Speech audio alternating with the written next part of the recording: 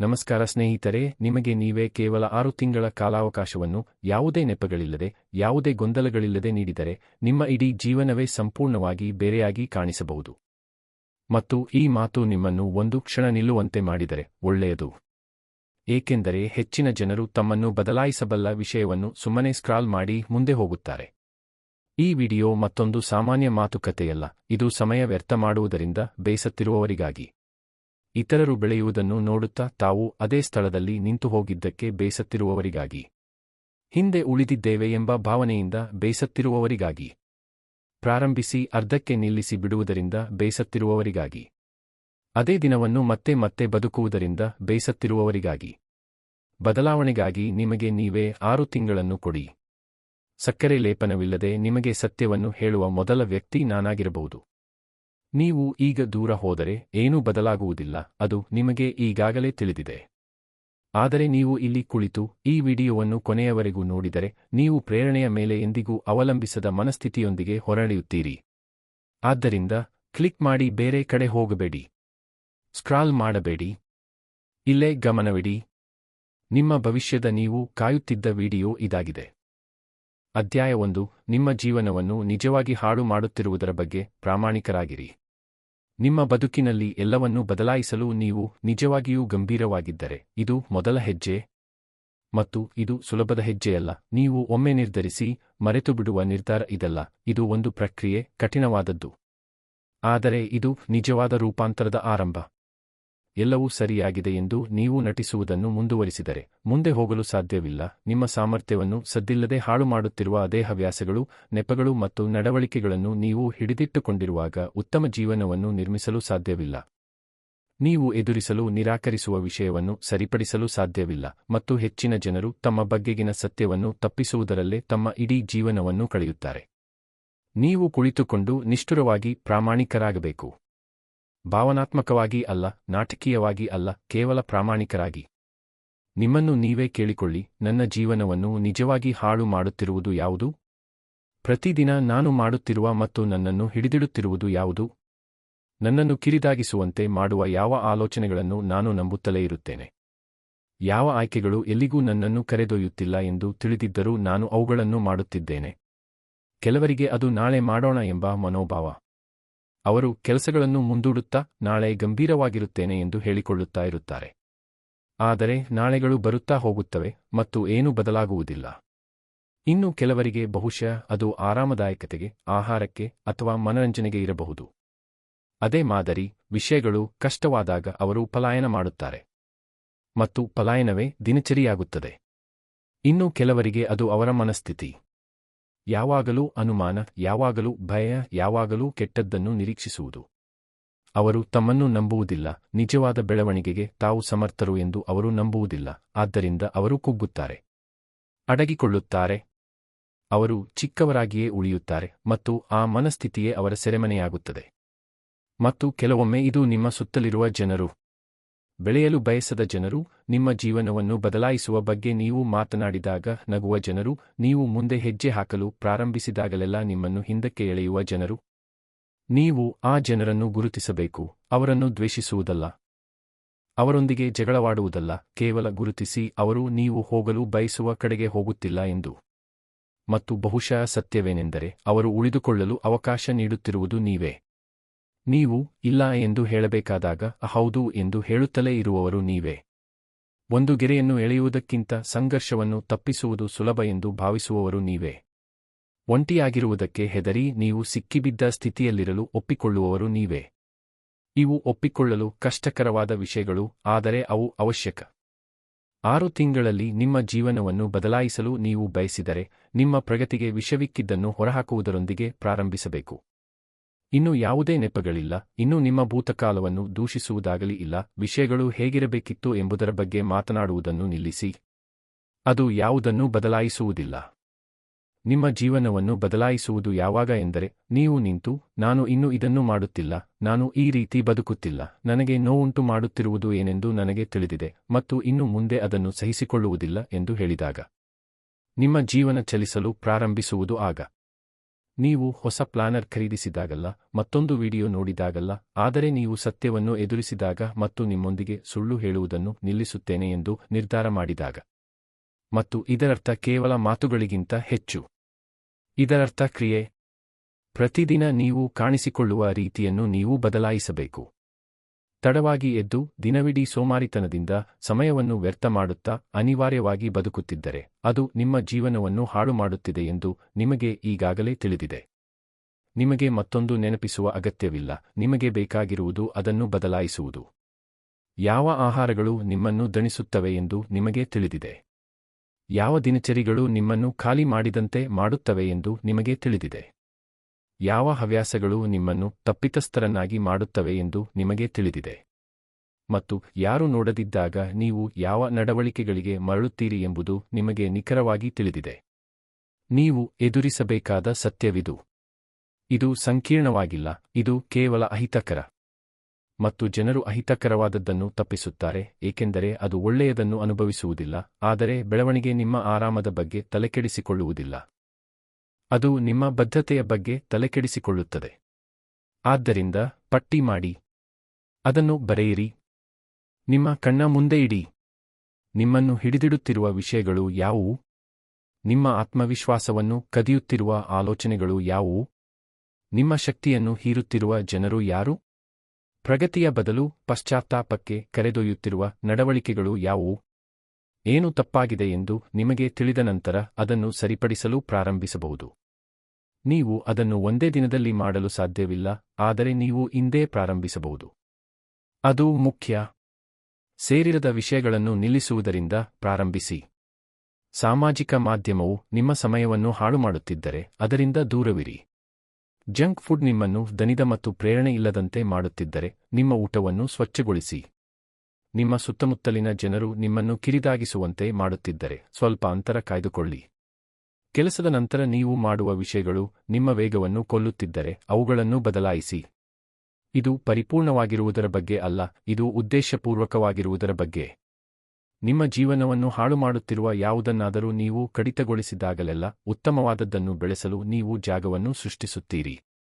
ಮತ್ತು ಇದು ನೀವು ಏನು ಮಾಡುತ್ತೀರಿ ಎಂಬುದರ ಬಗ್ಗೆ ಮಾತ್ರವಲ್ಲ, ನೀವು ಏನನ್ನು ಸಹಿಸಿಕೊಳ್ಳುತ್ತೀರಿ ಎಂಬುದರ ಬಗ್ಗೆಯೂ ಇದೆ. ನಿಮ್ಮದೇ ನಡವಳಿಕೆಯಲ್ಲಿ ಸಾಧಾರಣತೆಯನ್ನು ಸಹಿಸುವುದನ್ನು ನಿಲ್ಲಿಸಿ. ದುರ್ಬಲ ಪ್ರಯತ್ನವನ್ನು ಸಹಿಸುವುದನ್ನು ನಿಲ್ಲಿಸಿ. ನೀವು ಏಕೆ ಬದಲಾಯಿಸಲು ಸಾಧ್ಯವಿಲ್ಲ ಎಂದು ನೀವು ಹೇಳಿಕೊಳ್ಳುತ್ತಿರುವ ಅದೇ ಕಥೆಯನ್ನು ಸಹಿಸುವುದನ್ನು ನಿಲ್ಲಿಸಿ. ನೀವು ಇನ್ನೂ ನಿಮ್ಮನ್ನು ಒತ್ತಾಯಿಸಲಿಲ್ಲ ಅಷ್ಟೇ.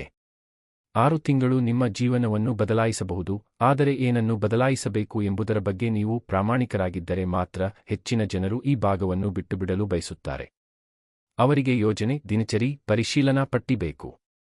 ಆದರೆ ಅಡಿಪಾಯವೇ ಕೊಳೆತಿದ್ದರೆ ಅವು ಯಾವುದೂ ಕೆಲಸ ಮಾಡುವುದಿಲ್ಲ. ಎಲ್ಲವನ್ನೂ ಲೆಕ್ಕಾಚಾರ ಮಾಡಲು ನಿಮಗೆ ಅಗತ್ಯವಿಲ್ಲ. ತಪ್ಪಾಗಿದೆ ಎಂದು ನಿಮಗೆ ಈಗಾಗಲೇ ತಿಳಿದಿರುವುದನ್ನು ತೆಗೆದುಹಾಕಲು ನೀವು ಪ್ರಾರಂಭಿಸಬೇಕು. ಶಕ್ತಿ ಬೆಳೆಯಲು ಪ್ರಾರಂಭಿಸುವುದು ಆಗ. ನಿಮ್ಮ ಆತ್ಮಗೌರವ ಮರಳಲು ಪ್ರಾರಂಭಿಸುವುದು ಆಗ. ಮತ್ತು ನೀವು ಹೆಚ್ಚು ಪ್ರಾಮಾಣಿಕರಾಗಿದ್ದರೆ ನಿಮ್ಮ ಜೀವನವು ವೇಗವಾಗಿ ಬದಲಾಗುತ್ತದೆ. ನೀವು ಅದನ್ನು ಮೊದಲು ಸಣ್ಣ ರೀತಿಯಲ್ಲಿ ನೋಡಲು ಪ್ರಾರಂಭಿಸುತ್ತೀರಿ. ನೀವು ಹೆಚ್ಚು ಶಕ್ತಿಯೊಂದಿಗೆ ಎಚ್ಚರಗೊಳ್ಳುತ್ತೀರಿ. ನಿಮ್ಮ ದೇಹದಲ್ಲಿ ನಿಮಗೆ ಉತ್ತಮವೆನಿಸುತ್ತದೆ. ನಿಮ್ಮ ಆಯ್ಕೆಗಳ ಬಗ್ಗೆ ನಿಮಗೆ ಹೆಮ್ಮೆ ಎನಿಸುತ್ತದೆ. ನೀವು ಇದನ್ನು ನಿಜವಾಗಿಯೂ ಮಾಡಬಹುದು ಎಂದು ನಂಬಲು ಪ್ರಾರಂಭಿಸುತ್ತೀರಿ. ತದನಂತರ ಸ್ವಲ್ಪಮಟ್ಟಿಗೆ ಎಲ್ಲವೂ ಬದಲಾಗಲು ಪ್ರಾರಂಭಿಸುತ್ತದೆ. ಆದರೆ ಅದು ಇದರೊಂದಿಗೆ ಪ್ರಾರಂಭವಾಗುತ್ತದೆ. ಪ್ರಾಮಾಣಿಕರಾಗಿರಿ. ಕೇವಲ ಒಮ್ಮೆ ಅಲ್ಲ, ಪ್ರತಿದಿನ. ನಿಮ್ಮನ್ನು ನೀವೇ ಕೇಳಿಕೊಳ್ಳಿ, ಸದ್ಯಕ್ಕೆ ನನಗೆ ಸಹಾಯ ಮಾಡುತ್ತಿರುವುದು ಏನು? ನನಗೆ ನೋವುಂಟು ಮಾಡುತ್ತಿರುವುದು ಏನು? ಮತ್ತು ಉತ್ತರವನ್ನು ಎದುರಿಸಲು ಸಿದ್ಧರಾಗಿರಿ. 6 ತಿಂಗಳಲ್ಲಿ ನಿಮ್ಮ ಜೀವನವನ್ನು ಬದಲಾಯಿಸುವುದು ಹೀಗೆ. ಅದೃಷ್ಟದಿಂದಲ್ಲ, ಆಕಸ್ಮಿಕವಾಗಿ ಅಲ್ಲ, ಆದರೆ ವಾಸ್ತವಕ್ಕೆ ಬರುವುದರ ಮೂಲಕ, ಗಂಭೀರವಾಗುವುದರ ಮೂಲಕ ಮತ್ತು ಕೆಲಸಕ್ಕೆ ಇಳಿಯುವುದರ ಮೂಲಕ. ನಿಮ್ಮ ಬಳಿ ವ್ಯರ್ಥ ಮಾಡಲು ಸಮಯವಿಲ್ಲ. ನೀವು ಈಗಾಗಲೇ ಸಾಕಷ್ಟು ವ್ಯರ್ಥ ಮಾಡಿದ್ದೀರಿ. ಈಗ ಬದಲಾಯಿಸುವ ಸಮಯ. ಮತ್ತು ಅದು ನಿಮಗೆ ನೋವಾದರೂ, ವಿಶೇಷವಾಗಿ ನೋವಾದಾಗಲೂ, ನಿಮಗೆ ನೀವೇ ಸತ್ಯವನ್ನು ಹೇಳುವುದರೊಂದಿಗೆ ಪ್ರಾರಂಭವಾಗುತ್ತದೆ. ಏಕೆಂದರೆ ನೀವು ಅದನ್ನು ಮಾಡಿದಾಗ, ನಿಜವಾಗಿಯೂ ಮಾಡಿದಾಗ, ನೀವು ನಿಮ್ಮ ಶಕ್ತಿಯನ್ನು ಮರಳಿ ತೆಗೆದುಕೊಳ್ಳುತ್ತೀರಿ. ಮತ್ತು ಅಲ್ಲಿಂದ ಏನಾದರೂ ಸಾಧ್ಯ. ಅಧ್ಯಾಯ 2. ನಿಮಗೆ ನೀವೇ ದ್ವೇಷ ಭರಿಸುವ ಹವ್ಯಾಸಗಳನ್ನು ಮುರಿಯಿರಿ. ನೀವು 6 ತಿಂಗಳಲ್ಲಿ ನಿಮ್ಮ ಜೀವನವನ್ನು ಬದಲಾಯಿಸಲು ಬಯಸಿದರೆ, ನಿಮ್ಮ ಬಗ್ಗೆ ನಿಮಗೆ ಕೆಟ್ಟದ್ದನ್ನು ಅನಿಸುವಂತೆ ಮಾಡುವ ವಿಷಯಗಳನ್ನು ಮಾಡುವುದನ್ನು ನಿಲ್ಲಿಸಬೇಕು. ಇದು ಅಷ್ಟೇ ಸರಳ. ಯಾವ ಹವ್ಯಾಸಗಳು ನಿಮ್ಮನ್ನು ಕೆಡಿಸುತ್ತಿವೆ ಎಂಬುದು ನಿಮಗೆ ಈಗಾಗಲೇ ತಿಳಿದಿದೆ. ನಿಮ್ಮನ್ನು ಖಾಲಿ, ದುರ್ಬಲ, ಸೋಮಾರಿ ಅಥವಾ ನಿಮ್ಮ ಬಗ್ಗೆ ನಿಮಗೆ ನಿರಾಶೆ ಮೂಡಿಸುವಂತಹ ವಿಷಯಗಳು ಯಾವುವು ಎಂಬುದು ನಿಮಗೆ ಈಗಾಗಲೇ ತಿಳಿದಿದೆ. ಮತ್ತು ನಿಮ್ಮ ಜೀವನ ಸುಧಾರಿಸುತ್ತದೆ ಎಂದು ನೀವು ನಿರೀಕ್ಷಿಸಿದರೆ, ನೀವು ಆ ಸೈಕಲ್ನಲ್ಲಿ ಬದುಕುವುದನ್ನು ಮುಂದುವರಿಸಲು ಸಾಧ್ಯವಿಲ್ಲ, ಅದು ಸುಧಾರಿಸುವುದಿಲ್ಲ.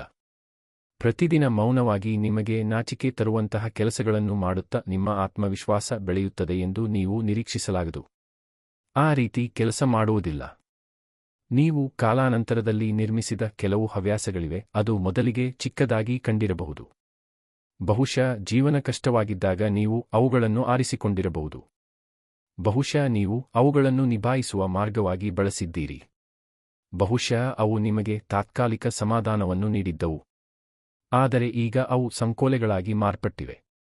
ಈಗ ನೀವು ಅವುಗಳನ್ನು ಅಡಗಿಕೊಳ್ಳಲು, ತಪ್ಪಿಸಲು ಮತ್ತು ನೀವು ಸಮರ್ಥರಾಗಿರುವ ಜೀವನವನ್ನು ವಿಳಂಬಗೊಳಿಸಲು ಬಳಸುತ್ತೀರಿ. ಮತ್ತು ನೀವು ಪ್ರತಿ ಬಾರಿ ಅವುಗಳಿಗೆ ಮರಳಿದಾಗ ನಿಮ್ಮೊಳಗಿನ ಏನೋ ಕುಗ್ಗುತ್ತದೆ. ಅದು ಶಿಸ್ತು ಅಲ್ಲ, ಅದು ಸ್ವಯಂ ತ್ಯಜಿಸುವಿಕೆ. ನೀವು ಕನ್ನಡಿಯೊಳಗೆ ನೋಡಿದಾಗ ನಿಮಗೆ ಸತ್ಯ ತಿಳಿದಿದೆ. ನೀವು ಬದುಕುತ್ತಿರುವ ರೀತಿಯ ಬಗ್ಗೆ ನಿಮಗೆ ಹೆಮ್ಮೆಯಿಲ್ಲ, ನಿಮ್ಮ ಸಮಯವನ್ನು ನೀವು ನಿರ್ವಹಿಸುವ ರೀತಿಯ ಬಗ್ಗೆ ನಿಮಗೆ ಹೆಮ್ಮೆಯಿಲ್ಲ, ನಿಮ್ಮ ದೇಹ, ಮನಸ್ಸು ಅಥವಾ ನಿಮ್ಮ ಜವಾಬ್ದಾರಿಗಳಿಗೆ ನೀವು ಗೌರವ ನೀಡುವ ರೀತಿಯ ಬಗ್ಗೆ ನಿಮಗೆ ಹೆಮ್ಮೆಯಿಲ್ಲ. ಮತ್ತು ಆ ಪ್ರಾಮಾಣಿಕತೆಯಿಂದಲೇ ಬದಲಾವಣೆ ಪ್ರಾರಂಭವಾಗುತ್ತದೆ. ಏಕೆಂದರೆ ಆ ಹವ್ಯಾಸಗಳು ನಿಮ್ಮ ಮೇಲೆ ಹೇಗೆ ಪರಿಣಾಮ ಬೀರುತ್ತಿವೆ ಎಂಬುದರ ಬಗ್ಗೆ ಒಮ್ಮೆ ನೀವು ಪ್ರಾಮಾಣಿಕರಾದರೆ, ನೀವು ಅದನ್ನು ನೋಡದೇ ಇರಲು ಸಾಧ್ಯವಿಲ್ಲ. ಅವು ಹಾನಿಕಾರಕವಲ್ಲ ಎಂದು ನೀವು ನಟಿಸುವುದನ್ನು ಮುಂದುವರಿಸಲು ಸಾಧ್ಯವಿಲ್ಲ. ಅವು ಕೇವಲ ಸಣ್ಣ ವಿಷಯಗಳು ಎಂದು ನೀವು ವರ್ತಿಸಲು ಸಾಧ್ಯವಿಲ್ಲ. ಅವು ಸಣ್ಣ ವಿಷಯಗಳಲ್ಲ. ನೀವು ದಣಿದು ಏಳಲು ಅವು ಕಾರಣ. ನೀವು ಮುಖ್ಯವಾದ ವಿಷಯಗಳನ್ನು ತಪ್ಪಿಸಲು ಅವು ಕಾರಣ. ನಿಮಗೆ ಬೇಕಾದ ರೀತಿಯಲ್ಲಿ ನಿಮ್ಮನ್ನು ನೀವು ಗೌರವಿಸದಿರಲು ಅವು ಕಾರಣ. ಮತ್ತು ಇದು ಪರಿಪೂರ್ಣವಾಗಿರುವುದರ ಬಗ್ಗೆ ಅಲ್ಲ, ಇದು ನೀವು ಮೆಚ್ಚದ ನಿಮ್ಮ ಆವೃತ್ತಿಯಲ್ಲಿ ಸಿಕ್ಕಿಹಾಕಿಕೊಂಡಿರುವುದರ ಬಗ್ಗೆ ಬೇಸರಪಡುವುದರ ಕುರಿತಾಗಿದೆ. ಪ್ರತಿಯೊಂದು ಹವ್ಯಾಸವು ನಿಮ್ಮನ್ನು ಬೆಳೆಸುತ್ತಿದೆ ಅಥವಾ ಮುರಿಯುತ್ತಿದೆ ಎಂಬುದನ್ನು ಗುರುತಿಸುವುದು ಇದರ ಉದ್ದೇಶ. ನೀವು ನಿಮ್ಮ ಬಗ್ಗೆ ಕಠಿಣರಾಗಿರಬೇಕಾಗಿಲ್ಲ, ನೀವು ವಾಸ್ತವಿಕರಾಗಿರಬೇಕು. ನೀವು ದಿನವಿಡೀ ಕಸದಂತಹ ಆಹಾರವನ್ನು ಸೇವಿಸಿದರೆ, ಅನಂತವಾಗಿ ನಿರರ್ಥಕ ವಿಷಯಗಳನ್ನು ಸ್ಕ್ರಾಲ್ ಮಾಡಿದರೆ, ವ್ಯಾಯಾಮವನ್ನು ಬಿಟ್ಟುಬಿಟ್ಟರೆ, ಜವಾಬ್ದಾರಿಗಳನ್ನು ತಪ್ಪಿಸಿದರೆ ಮತ್ತು ನಿಮ್ಮ ಸಮಯವನ್ನು ಕಳಪೆ ದಿನಚರಿಗಳಿಂದ ತುಂಬಿಕೊಂಡರೆ, ನಿಮ್ಮ ಜೀವನ ನಿಮಗೆ ಇಷ್ಟವಾಗುವುದಿಲ್ಲ ಮತ್ತು ಅದಕ್ಕಿಂತ ಕೆಟ್ಟದಾಗಿ, ನೀವು ಹೆಚ್ಚಿನದಕ್ಕೆ ಅರ್ಹರಲ್ಲದವರಂತೆ ನಿಮಗೆ ಅನಿಸಲು ಪ್ರಾರಂಭಿಸುತ್ತದೆ. ಸತ್ಯವೇನೆಂದರೆ, ನೀವು ತೃಪ್ತರಾಗಲು ತರಬೇತಿ ನೀಡುವ ಅಭ್ಯಾಸಗಳನ್ನು ಅಭಿವೃದ್ಧಿಪಡಿಸಿದ್ದೀರಿ. ಅವು ನಿಮ್ಮ ಭಾವನೆಗಳನ್ನು ಪ್ರಕ್ರಿಯೆಗೊಳಿಸುವ ಬದಲು ಮರಗಟ್ಟಿಸಲು ತರಬೇತಿ ನೀಡುತ್ತವೆ. ಅವು ಕಠಿಣ ನಿರ್ಧಾರಗಳನ್ನು ಎದುರಿಸುವ ಬದಲು ತಪ್ಪಿಸಲು ತರಬೇತಿ ನೀಡುತ್ತವೆ. ಮತ್ತು ಕಾಲಾನಂತರದಲ್ಲಿ ಅದು ಸ್ವದ್ವೇಷವನ್ನು ನಿರ್ಮಿಸುತ್ತದೆ. ಎಲ್ಲವೂ ಒಂದೇ ಸಲಕ್ಕೆ ಆಗುವುದಿಲ್ಲ, ಆದರೆ ನಿಧಾನವಾಗಿ, ಮೌನವಾಗಿ.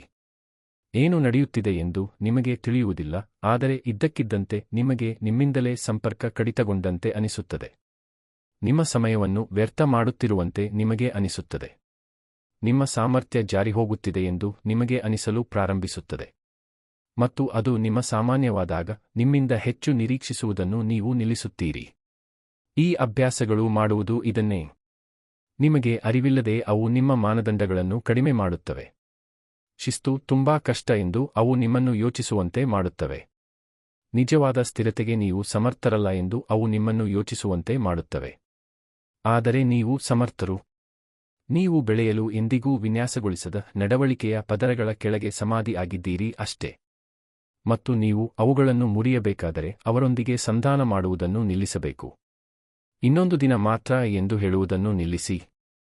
ಏಕೆಂದರೆ ನೀವು ಪ್ರತಿ ಬಾರಿ ಹಾಗೆ ಹೇಳಿದಾಗ ನಿಮ್ಮ ಭವಿಷ್ಯವನ್ನು ವಿಳಂಬಗೊಳಿಸುತ್ತೀರಿ ಮತ್ತು ನಿಮಗೆ ಎಂದಿಗೂ ಮರಳಿ ಸಿಗದ ಹೆಚ್ಚಿನ ಸಮಯವನ್ನು ಕಳೆದುಕೊಳ್ಳುತ್ತೀರಿ. ನೀವು ನಿಜವಾಗಿ ಯಾರು ಆಗಲು ಬಯಸುತ್ತೀರೋ ಅದರೊಂದಿಗೆ ಹೊಂದಿಕೆಯಾಗುವ ಯಾವುದಾದರೂ ಮೂಲಕ ಆ ಅಭ್ಯಾಸಗಳನ್ನು ಮುರಿಯಬೇಕು. ನಿಮ್ಮ ಭಾವನೆಗಳನ್ನು ಮರಗಟ್ಟಿಸುವುದನ್ನು ನಿಲ್ಲಿಸಿ ಮತ್ತು ನಿಮ್ಮ ಜೀವನವನ್ನು ನೇರವಾಗಿ ನಿಭಾಯಿಸಲು ಪ್ರಾರಂಭಿಸಿ. ನಿಮ್ಮ ಶಕ್ತಿಯನ್ನು ವ್ಯರ್ಥ ಮಾಡುವುದನ್ನು ನಿಲ್ಲಿಸಿ ಮತ್ತು ಅದನ್ನು ಉದ್ದೇಶದಿಂದ ನಿರ್ದೇಶಿಸಲು ಪ್ರಾರಂಭಿಸಿ. ನೀವು ಎದ್ದು ನಿಂತು ನಿಮಗಾಗಿ ಒಂದು ನಿಯಮವನ್ನು ಹೊಂದಿಸಿ, ಇನ್ನು ಮುಂದೆ ನನಗೆ ನಾಚಿಕೆ ತರುವಂತಹ ಯಾವುದೇ ಕ್ರಿಯೆಗಳನ್ನು ಮಾಡುವುದಿಲ್ಲ. ಇದು ನಿಜವಾದ ನಿಯಮ.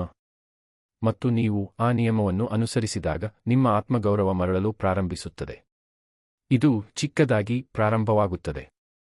ಬಹುಶಃ ನೀವು ಎದ್ದು ನಿಮ್ಮ ಫೋನ್ ಅನ್ನು ತಲುಪುವ ಬದಲು ನೀವು ಎದ್ದು ನಿಮ್ಮ ದೇಹದ ಬಗ್ಗೆ ಕಾಳಜಿ ವಹಿಸುತ್ತೀರಿ. ನೀವು ನೀರು ಕುಡಿಯುತ್ತೀರಿ. ನೀವು ಸ್ಟ್ರೆಚ್ ಮಾಡುತ್ತೀರಿ. ನೀವು ನಡೆದಾಡಲು ಹೋಗುತ್ತೀರಿ. ಬಹುಶಃ ನೀವು ನಿಮ್ಮನ್ನು ನಿಷ್ಕ್ರಿಯ ಮತ್ತು ಕೆರಳಿಸುವಂತಹ ಆಹಾರಗಳನ್ನು ತಿನ್ನುವುದನ್ನು ನಿಲ್ಲಿಸುತ್ತೀರಿ. ನೀವು ಶುದ್ಧವಾದದ್ದನ್ನು ಅಡುಗೆ ಮಾಡುತ್ತೀರಿ. ನೀವು ನಿಧಾನಗೊಳಿಸಿ ನಿಮ್ಮ ದೇಹಕ್ಕೆ ಬೇಕಾದುದನ್ನು ನೀಡುತ್ತೀರಿ. ಬಹುಶಃ ನಿಮ್ಮ ಆಲೋಚನೆಗಳನ್ನು ತಪ್ಪಿಸುವ ಬದಲು ಅವುಗಳನ್ನು ಬರೆಯಲು ಪ್ರಾರಂಭಿಸುತ್ತೀರಿ. ನಿಮ್ಮ ಮನಸ್ಸಿನಲ್ಲಿ ನಿಜವಾಗಿ ಏನಾಗುತ್ತಿದೆ ಎಂಬುದನ್ನು ಅದರಿಂದ ಓಡಿಹೋಗುವ ಬದಲು ಪ್ರಕ್ರಿಯೆಗೊಳಿಸುತ್ತೀರಿ. ಇವು ದೊಡ್ಡ ಬದಲಾವಣೆಗಳಲ್ಲ, ಆದರೆ ಅವು ಶಕ್ತಿಯುತವಾಗಿವೆ ಏಕೆಂದರೆ ಅವು ನಿಮಗೆ ಒಂದನ್ನು ಸಾಬೀತುಪಡಿಸುತ್ತವೆ: ನೀವು ನಿಮ್ಮ ಅಭ್ಯಾಸಗಳಿಗೆ ಗುಲಾಮರಲ್ಲ. ಮತ್ತು ಹೌದು, ಮೊದಲಿಗೆ ಇದು ಅಹಿತಕರವಾಗಿರುತ್ತದೆ, ಏಕೆಂದರೆ ಆ ಅಭ್ಯಾಸಗಳು ನಿಮ್ಮ ದಿನಚರಿಯಾಗಿ ಮಾರ್ಪಟ್ಟಿವೆ. ಅವು ನಿಮಗೆ ಸಮಾಧಾನ ನೀಡುವ ಮಾರ್ಗವಾಗಿ ಮಾರ್ಪಟ್ಟಿವೆ, ಆದರೆ ಅವು ಇನ್ನೂ ನಿಮಗೆ ಸಹಾಯ ಮಾಡುತ್ತಿಲ್ಲ, ಅದು ನಿಮಗೆ ತಿಳಿದಿದೆ. ಆದ್ದರಿಂದ ನೀವು ಅವುಗಳನ್ನು ಬದಲಾಯಿಸಲು ಪ್ರಾರಂಭಿಸಿದಾಗ ನಿಮ್ಮ ಮೆದುಳು ವಿರೋಧಿಸುತ್ತದೆ. ಆರಾಮಕ್ಕೆ ಮರಳಲು ನೀವು ಆ ಆಕರ್ಷಣೆಯನ್ನು ಅನುಭವಿಸುವಿರಿ. ಅದು ದೌರ್ಬಲ್ಯವಲ್ಲ, ಅದು ಕೇವಲ ಪ್ರೋಗ್ರಾಮಿಂಗ್. ನೀವು ಆ ನಡವಳಿಕೆಗಳನ್ನು ಹುಡುಕಲು ನಿಮ್ಮ ವ್ಯವಸ್ಥೆಯನ್ನು ವೈರ್ ಮಾಡಿದ್ದೀರಿ. ಮತ್ತು ಈಗ ನೀವು ಅದನ್ನು ರಿವೈರ್ ಮಾಡಬೇಕು. ಮತ್ತು ನೀವು ಒಂದೇ ದಿನದಲ್ಲಿ ಎಲ್ಲವನ್ನೂ ಬದಲಾಯಿಸಲು ಪ್ರಯತ್ನಿಸುವುದರಿಂದ ಅದನ್ನು ಮಾಡುವುದಿಲ್ಲ. ನೀವು ಒಂದು ವಿಷಯವನ್ನು ಆರಿಸಿಕೊಳ್ಳಿ, ನಿಮಗೆ ದುರ್ಬಲವೆನಿಸುವ ಒಂದು ನಡವಳಿಕೆ, ನಿಮ್ಮ ಮನಸ್ಥಿತಿಯನ್ನು ಹಾಳುಮಾಡುವ ಒಂದು ಹವ್ಯಾಸ, ಮತ್ತು ಅದನ್ನು ಕಡಿತಗೊಳಿಸಿ. ಅದನ್ನು ಉತ್ತಮವಾದ ಯಾವುದರಿಂದಲಾದರೂ ಬದಲಾಯಿಸಿ. ಒಂದು ವಾರದವರೆಗೆ ನೀವು ಆ ಒಂದು ಬದಲಾವಣೆಯನ್ನು ಪ್ರತಿದಿನ ಮಾಡಿ. ನಂತರ ನೀವು ಇನ್ನೊಂದನ್ನು ಸೇರಿಸಿ. ನಿಧಾನವಾಗಿ ಆದರೆ ಉದ್ದೇಶಪೂರ್ವಕವಾಗಿ ನಿಮ್ಮ ಅಡಿಪಾಯವನ್ನು ನೀವು ಮರುನಿರ್ಮಿಸುವುದು ಹೀಗೆ. ಮತ್ತು ಇಲ್ಲಿ ರಹಸ್ಯವಿದೆ: ನೀವು ಆ ಅಭ್ಯಾಸಗಳನ್ನು ಮುರಿದಷ್ಟೂ ನೀವು ಮರಳಿ ಬರುತ್ತಿರುವ ಹೆಚ್ಚಿನ ಶಕ್ತಿಯನ್ನು ಅನುಭವಿಸುತ್ತೀರಿ. ನಿಮ್ಮ ಆಲೋಚನೆಗಳು ಸ್ಪಷ್ಟವಾಗುವುದನ್ನು ನೀವು ಗಮನಿಸುತ್ತೀರಿ. ನಿಮ್ಮ ಶಕ್ತಿ ಮರಳಿ ಬರುತ್ತದೆ. ನಿಮ್ಮ ಭಾವನೆಗಳು ಹಗುರವಾಗುತ್ತವೆ. ನೀವು ಇನ್ನು ಮುಂದೆ ಪಶ್ಚಾತ್ತಾಪ ಪಡುವ ಕ್ರಿಯೆಗಳ ಅಪರಾಧವನ್ನು ಹೊತ್ತಿರುವುದಿಲ್ಲ. ನೀವು ಇನ್ನು ಮುಂದೆ ನಿಮ್ಮೊಂದಿಗೆ ಯುದ್ಧದಲ್ಲಿಲ್ಲ. ನೀವು ಅವಲಂಬಿಸಬಹುದಾದವರಂತೆ ನಿಮಗೆ ಅನಿಸಲು ಪ್ರಾರಂಭಿಸುತ್ತದೆ. ಮತ್ತು ಆ ಭಾವನೆಯು ಎಲ್ಲದಕ್ಕೂ ಪ್ರಮುಖವಾಗಿದೆ. ಏಕೆಂದರೆ ಒಮ್ಮೆ ನೀವು ನಿಮ್ಮನ್ನು ಮತ್ತೆ ನಂಬಿದ ನಂತರ ಎಲ್ಲವೂ ಸುಲಭವಾಗುತ್ತದೆ. ನೀವು ಹಿಂಜರಿಯುವುದಿಲ್ಲ, ನಿಮಗೆ ಪ್ರೇರಣೆ ಅಗತ್ಯವಿಲ್ಲ, ನಿಮ್ಮ ಮೌಲ್ಯವನ್ನು ನೀವು ಎರಡನೇ ಬಾರಿ ಪ್ರಶ್ನಿಸುತ್ತಾ ಇರುವುದಿಲ್ಲ. ನೀವು ಕಾಣಿಸಿಕೊಳ್ಳುತ್ತೀರಿ, ಏಕೆಂದರೆ ಅದು ಈಗ ನೀವು ಯಾರು. ನೀವು ಆರಾಮ, ಸೋಮಾರಿತನ ಅಥವಾ ವ್ಯಸನದಿಂದ ಆಳಲ್ಪಡದ ನಿಮ್ಮದೇ ಆವೃತ್ತಿಯನ್ನು ನಿರ್ಮಿಸಿದ್ದೀರಿ. ನೀವು ನಿಯಂತ್ರಣದಲ್ಲಿರುವವರನ್ನು ನಿರ್ಮಿಸಿದ್ದೀರಿ. ಆದರೆ ನೀವು ಅದೇ ವಿನಾಶಕಾರಿ ಸೈಕಲ್ ಅನ್ನು ಪುನರಾವರ್ತಿಸುತ್ತಿದ್ದರೆ ಇದು ಯಾವುದೂ ಆಗುವುದಿಲ್ಲ. ನೀವು ನಾಳೆ ಎದ್ದು ಇಂದು ಏನು ಮಾಡಿದಿರಿ ಎಂಬುದನ್ನು ಮಾಡಿದರೆ ನಿಮಗೆ ಅದೇ ಫಲಿತಾಂಶಗಳು ಸಿಗುತ್ತವೆ. ನೀವು ಅದೇ ಹತಾಶೆಯನ್ನು ಅನುಭವಿಸುವಿರಿ. ಕನ್ನಡಿಯೊಳಗೆ ನೋಡಿದಾಗ ಅದೇ ನಿರಾಶೆಯನ್ನು ನೋಡುವಿರಿ. ನೀವು ಆ ರೀತಿ ಬದುಕುವುದನ್ನು ಮುಗಿಸಿದ್ದೇನೆ ಎಂದು ನಿರ್ಧರಿಸಬೇಕು. ನೀವು ಬೇರೆ ರೀತಿಯಲ್ಲಿ ಬದುಕಲು ನಿಮಗೆ ನೀವೇ ಹೊಣೆಯಾಗಿದ್ದೀರಿ. ನಂತರ ಅಲ್ಲ, ಮುಂದಿನ ವರ್ಷವಲ್ಲ, ಈಗ. ನಿಮಗೆ ಪರಿಪೂರ್ಣ ಯೋಜನೆ ಅಗತ್ಯವಿಲ್ಲ, ನಿಮಗೆ ಬದ್ಧತೆ ಬೇಕು. ಇಂದಿನಿಂದ ನಿಮ್ಮ ಹವ್ಯಾಸಗಳು ನಿಮ್ಮ ದೃಷ್ಟಿಯೊಂದಿಗೆ ಹೊಂದಿಕೆಯಾಗುತ್ತವೆ ಎಂಬ ನಿರ್ಧಾರ ನಿಮಗೆ ಬೇಕು. ಮತ್ತು ಇದರರ್ಥ ನೀವು ಅಹಿತಕರವಾಗಿರುತ್ತೀರಿ. ಬಿಡಲು ನಿಮಗೆ ಪ್ರಚೋದನೆ ಉಂಟಾಗುತ್ತದೆ. ಸುಲಭಕ್ಕೆ ಹಿಂತಿರುಗಲು ನೀವು ಬಯಸುತ್ತೀರಿ. ಆದರೆ ನೀವು ಅದನ್ನು ದ್ವಿಗುಣಗೊಳಿಸುವ ಕ್ಷಣ ಅದು. ಫಲಿತಾಂಶಗಳನ್ನು ನೋಡಲು ನೀವು ಸಾಕಷ್ಟು ಸಮಯದವರೆಗೆ ಅದಕ್ಕೆ ಅಂಟಿಕೊಂಡಾಗ ಮಾತ್ರ ಬದಲಾವಣೆ ಸಂಭವಿಸುತ್ತದೆ ಎಂದು ನೀವು ನೆನಪಿಸಿಕೊಳ್ಳುವ ಕ್ಷಣ ಅದು. ಮತ್ತು 6 ತಿಂಗಳು ಸಾಕು. ನೀವು ಅರ್ಧ ವರ್ಷ ಸ್ಥಿರವಾಗಿದ್ದರೆ ನೀವು ಗುರುತಿಸಲಾಗದಷ್ಟು ಬದಲಾಗಬಹುದು. ಆದರೆ ಅದು ಒಂದು ಆಯ್ಕೆಯಿಂದ ಪ್ರಾರಂಭವಾಗುತ್ತದೆ. ನಿಮಗೆ ನೀವೇ ದ್ವೇಷ ಭರಿಸುವ ಕೆಲಸವನ್ನು ನಿಲ್ಲಿಸಿ. ಆ ಹಳೆಯ ಅಭ್ಯಾಸಗಳು ನಿಮ್ಮ ಜೀವನವನ್ನು ನಡೆಸಲು ಅವಕಾಶ ನೀಡುವುದನ್ನು ನಿಲ್ಲಿಸಿ. ನಿಮಗೆ ಹೆಮ್ಮೆ ತರಬಹುದಾದ ಕ್ರಿಯೆಗಳೊಂದಿಗೆ ಅವುಗಳನ್ನು ಬದಲಾಯಿಸಿ. ನೀವು ಇನ್ನೂ ಕೆಲವು ದಿನ ವಿಫಲರಾಗುತ್ತೀರಿ. ಅದು ಸರಿ. ಆದರೆ ನೀವು ಬಿಡುವುದಿಲ್ಲ, ನೀವು ಕಾಣಿಸಿಕೊಳ್ಳುತ್ತಲೇ ಇರುತ್ತೀರಿ. ಮತ್ತು ಶೀಘ್ರದಲ್ಲೇ ನೀವು ಹಿಂದೆ ಇದ್ದ ವ್ಯಕ್ತಿ, ಕೆಟ್ಟ ಅಭ್ಯಾಸಗಳ ಹಿಂದೆ ಅಡಗಿದವರು ಕಣ್ಮರೆಯಾಗುತ್ತಾರೆ.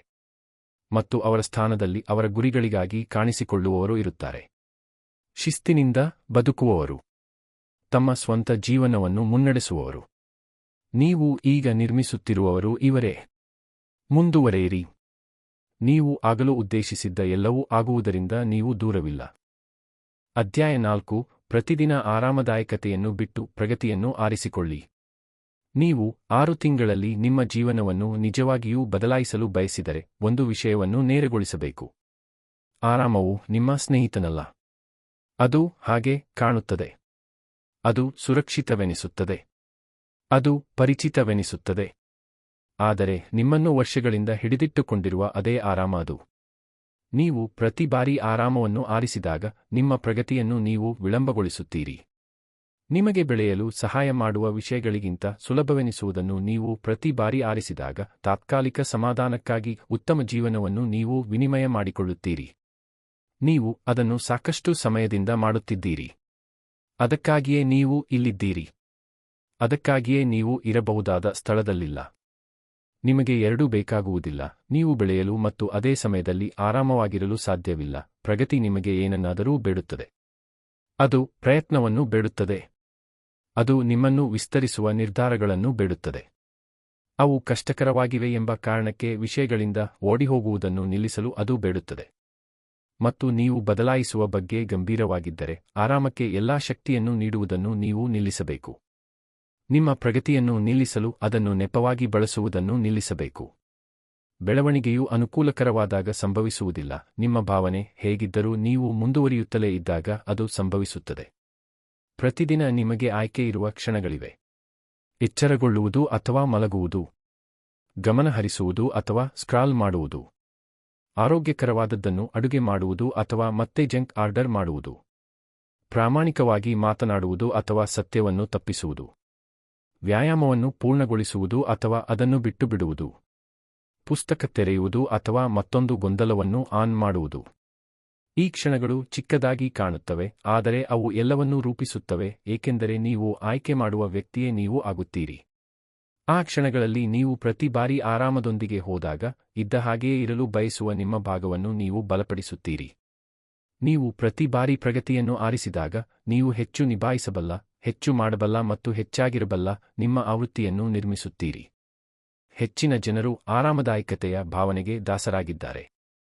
ಅದು ಒಂದು ದಿನಚರಿಯಾಗಿ ಮಾರ್ಪಟ್ಟಿದೆ ಎಂದು ಅವರಿಗೆ ಅರಿವಾಗುವುದಿಲ್ಲ. ಮತ್ತು ಭಯಾನಕ ವಿಷಯವೇನೆಂದರೆ ಆರಾಮವು ನಿಮ್ಮ ಸಾಮರ್ಥ್ಯವನ್ನು ಹಾಳುಮಾಡುತ್ತಿದ್ದರೂ ಸಹ ಉತ್ತಮವೆನಿಸುತ್ತದೆ. ಅದಕ್ಕಾಗಿಯೇ ಅದು ಅಪಾಯಕಾರಿ. ಅದು ಎಚ್ಚರಿಕೆಯೊಂದಿಗೆ ಬರುವುದಿಲ್ಲ, ಅದು ವೈಫಲ್ಯದಂತೆ ಅನಿಸುವುದಿಲ್ಲ, ಆದರೆ ಅದು ನಿಮ್ಮನ್ನು ವರ್ಷದಿಂದ ವರ್ಷಕ್ಕೆ ಅದೇ ಸ್ಥಳದಲ್ಲಿ ಸಿಲುಕಿಸುತ್ತದೆ. ಮತ್ತು ನೀವು ಹಿಂದಿರುಗಿ ನೋಡಿದಾಗ ಅದು ನಿಮ್ಮನ್ನು ರಕ್ಷಿಸಲಿಲ್ಲ ಎಂದು ನೀವು ಅರಿತುಕೊಳ್ಳುತ್ತೀರಿ. ಅದು ನಿಮ್ಮನ್ನು ಹಿಡಿದಿಟ್ಟಿತು. ಅದು ನಿಮ್ಮ ವೇಗವನ್ನು ಕಡಿಮೆ ಮಾಡಿತು. ನಿಮ್ಮ ಅತ್ಯುತ್ತಮವಾಗಿರಲು ನಿಮ್ಮನ್ನು ಎಂದಿಗೂ ಪ್ರೇರೇಪಿಸದ ಜೀವನಕ್ಕೆ ತೃಪ್ತಿಪಡುವಂತೆ ಮಾಡಿತು. ನೀವು ಯಾರು ಆಗಲು ಬಯಸುತ್ತೀರೋ ಅದರ ದಾರಿಗೆ ಆರಾಮ ಅಡ್ಡ ಬಂದಾಗ ನೀವು ಬೇಡ ಎಂದು ಹೇಳಲು ಪ್ರಾರಂಭಿಸಬೇಕು. ಮೊದಲಿಗೆ ಅದು ಒಳ್ಳೆಯದನ್ನು ಅನುಭವಿಸುವುದಿಲ್ಲ. ಅದು ನಿಮಗೆ ಹತಾಶೆಯನ್ನುಂಟು ಮಾಡಬಹುದು. ಅದು ನಿಮ್ಮನ್ನು ದಣಿದಂತೆ ಮಾಡಬಹುದು. ಆದರೆ ಪ್ರಗತಿಯನ್ನು ಆರಿಸುವುದು ಎಂದರೆ ಶಿಸ್ತನ್ನು ಆರಿಸುವುದು. ಇದರರ್ಥ ದೀರ್ಘಾವಧಿಯ ಶಕ್ತಿಗಾಗಿ ಅಲ್ಪಾವಧಿಯ ಅಸ್ವಸ್ಥತೆಯನ್ನು ಆರಿಸುವುದು. ಇದರರ್ಥ ಸುಲಭವಾದದ್ದನ್ನು ಮಾಡುವ ಬದಲು ಏನು ಮಾಡಬೇಕೋ ಅದನ್ನು ಮಾಡುವುದು. ನಿಮಗೆ ಗುರಿಗಳಿವೆ. ನಿಮ್ಮ ಜೀವನದ ಬಗ್ಗೆ ನಿಮಗೆ ದೃಷ್ಟಿ ಇದೆ. ಆದರೆ ಅದು ಸುಖವಾಗಿರುವ ಸ್ಥಳದಲ್ಲಿಯೇ ಇರುವುದರಿಂದ ನಿಮಗೆ ಸಿಗುವುದಿಲ್ಲ.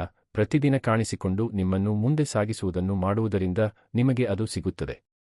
ಅದರರ್ಥ ಎಲ್ಲರೂ ಹೌದು ಎಂದು ಹೇಳುತ್ತಿರುವಾಗ ಇಲ್ಲ ಎಂದು ಹೇಳುವುದು. ಅದರರ್ಥ ವಾರಾಂತ್ಯದಲ್ಲಿ ಮನೆಯಲ್ಲಿಯೇ ಇರುವುದು. ಅದರರ್ಥ ನಿಮಗೆ ಮನಸ್ಸಿಲ್ಲದಿದ್ದಾಗಲೂ ಕೆಲಸ ಮಾಡುವುದು.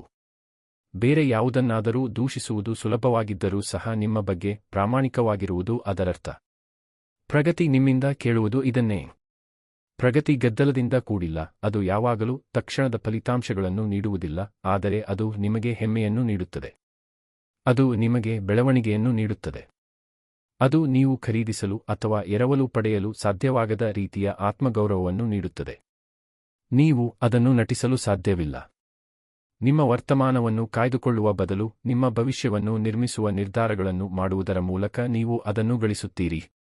ನೀವು ಅದೇ ವರ್ಷವನ್ನು ಮತ್ತೆ ಮತ್ತೆ ಬದುಕಲು ಬಯಸಿದರೆ ಆರಾಮವನ್ನು ಆರಿಸುತ್ತೀರಿ.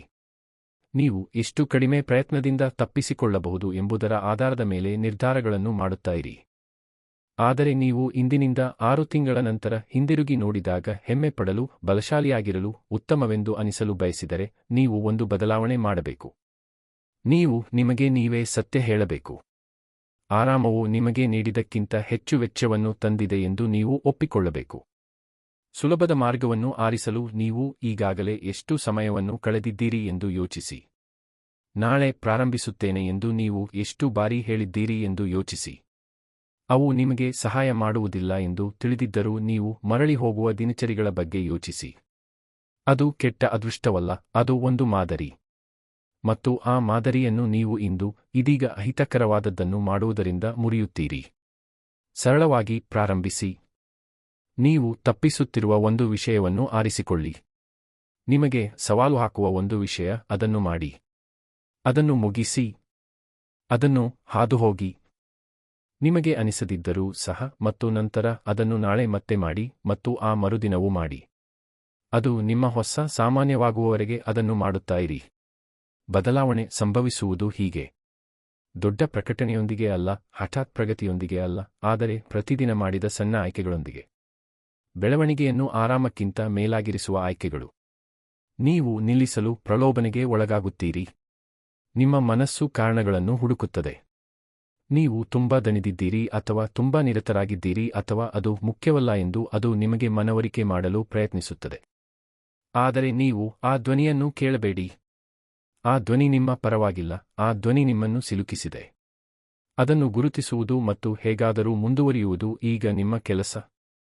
ನಿಮ್ಮ ತಲೆಯಲ್ಲಿ ಕಾಣಿಸಿಕೊಳ್ಳುವ ಪ್ರತಿಯೊಂದು ಆಲೋಚನೆಯನ್ನು ನಂಬಲು ನೀವು ಬದ್ಧರಾಗಿಲ್ಲ. ಯಾವುದು ನಿಮ್ಮ ಸಮಯ ಮತ್ತು ಶಕ್ತಿಯನ್ನು ಪಡೆಯುತ್ತದೆ ಎಂಬುದನ್ನು ನೀವು ನಿರ್ಧರಿಸಬಹುದು. ನೀವು ಅಸ್ವಸ್ಥತೆಯನ್ನು ತಳ್ಳಿದಾಗ ಏನಾದರೂ ಬದಲಾಗಲು ಪ್ರಾರಂಭಿಸುತ್ತದೆ. ಪ್ರಗತಿ ಸಾಧಿಸಲು ನೀವು ಆರಾಮವಾಗಿರಬೇಕಾಗಿಲ್ಲ ಎಂದು ನೀವು ಅರಿತುಕೊಳ್ಳುತ್ತೀರಿ. ನಿಮ್ಮ ಶಕ್ತಿಯನ್ನು ನೀವು ನಂಬಲು ಪ್ರಾರಂಭಿಸುತ್ತೀರಿ.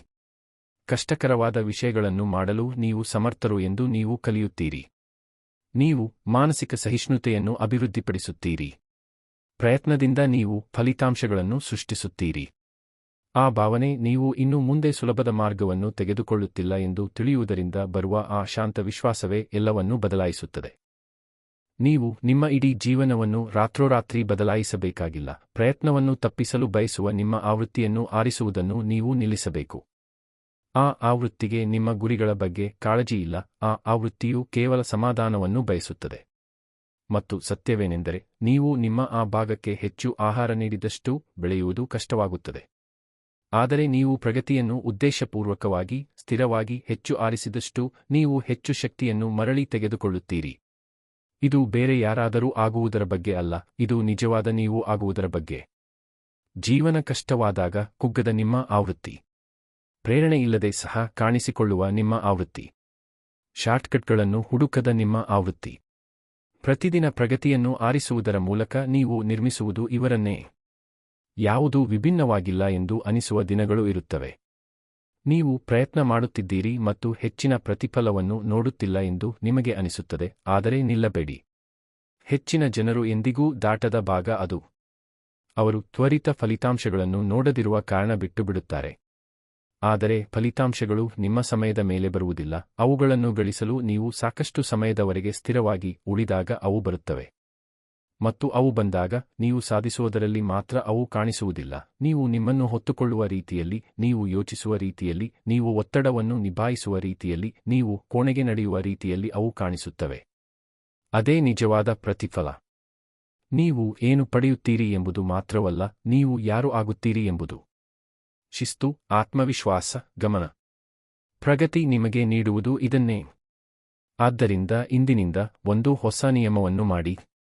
ನೀವು ಆರಾಮ ಮತ್ತು ಬೆಳವಣಿಗೆಯ ನಡುವೆ ಆಯ್ಕೆಯನ್ನು ಎದುರಿಸಿದಾಗ ಬೆಳವಣಿಗೆಯನ್ನು ಆರಿಸಿ.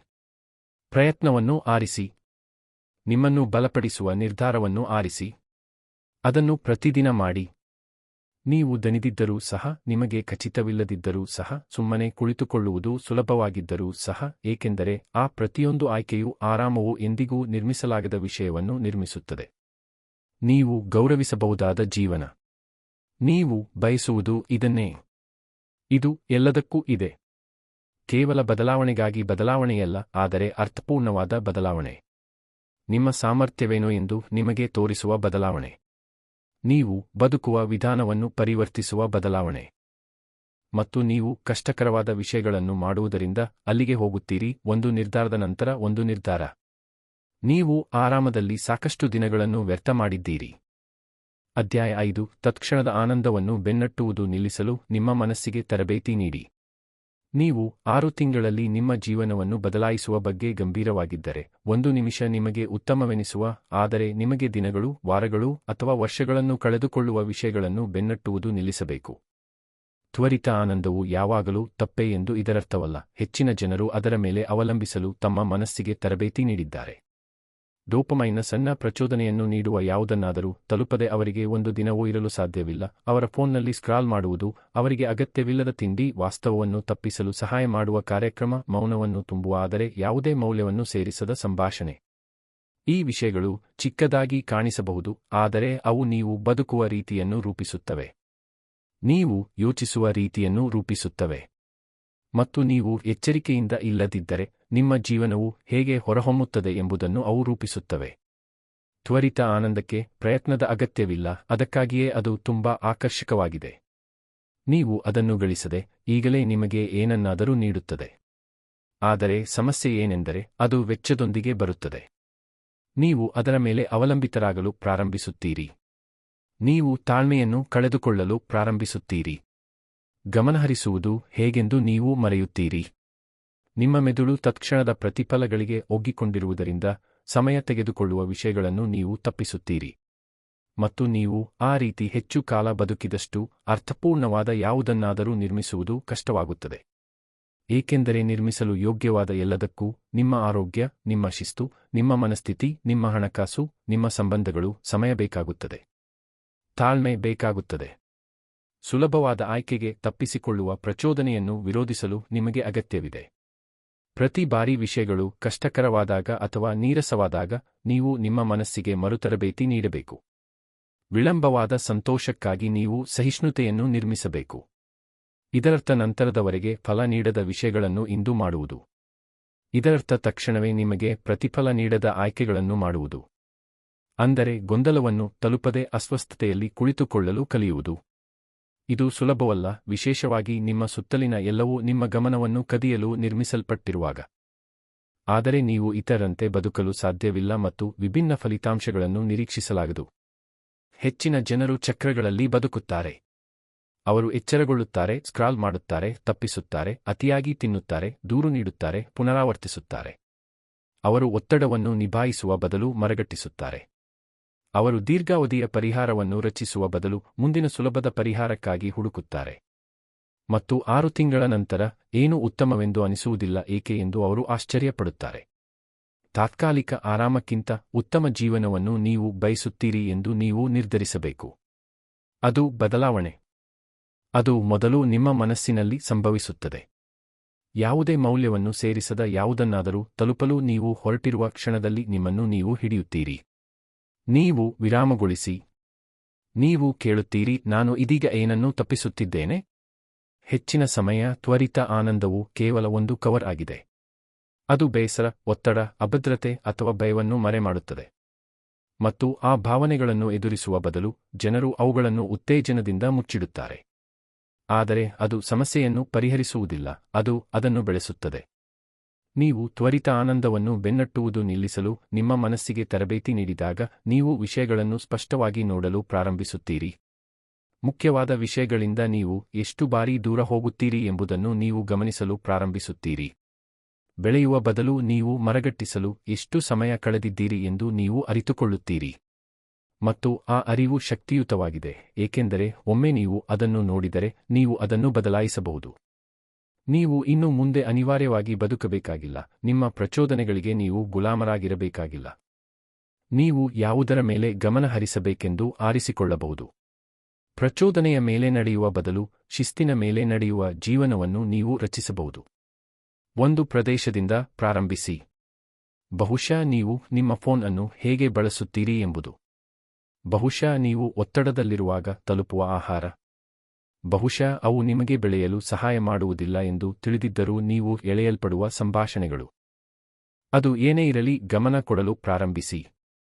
ಮತ್ತು ನೀವು ತ್ವರಿತವಾದ ಯಾವುದಕ್ಕಾದರೂ ಹೋಗುವುದನ್ನು ಪ್ರತಿ ಬಾರಿ ಹಿಡಿದಾಗ ನಿಲ್ಲಿಸಿ ಮತ್ತು ಕೇಳಿ, ಇದು ನನಗೆ ಸಹಾಯ ಮಾಡುತ್ತಿದೆಯೇ? ಆ ಸರಳ ಪ್ರಶ್ನೆ ನಿಮ್ಮ ದಿನದ ಹಾದಿಯನ್ನು ಬದಲಾಯಿಸಬಹುದು, ಏಕೆಂದರೆ ಅದು ನಿಮ್ಮನ್ನು ಉದ್ದೇಶಕ್ಕೆ ಮರಳಿ ತರುತ್ತದೆ.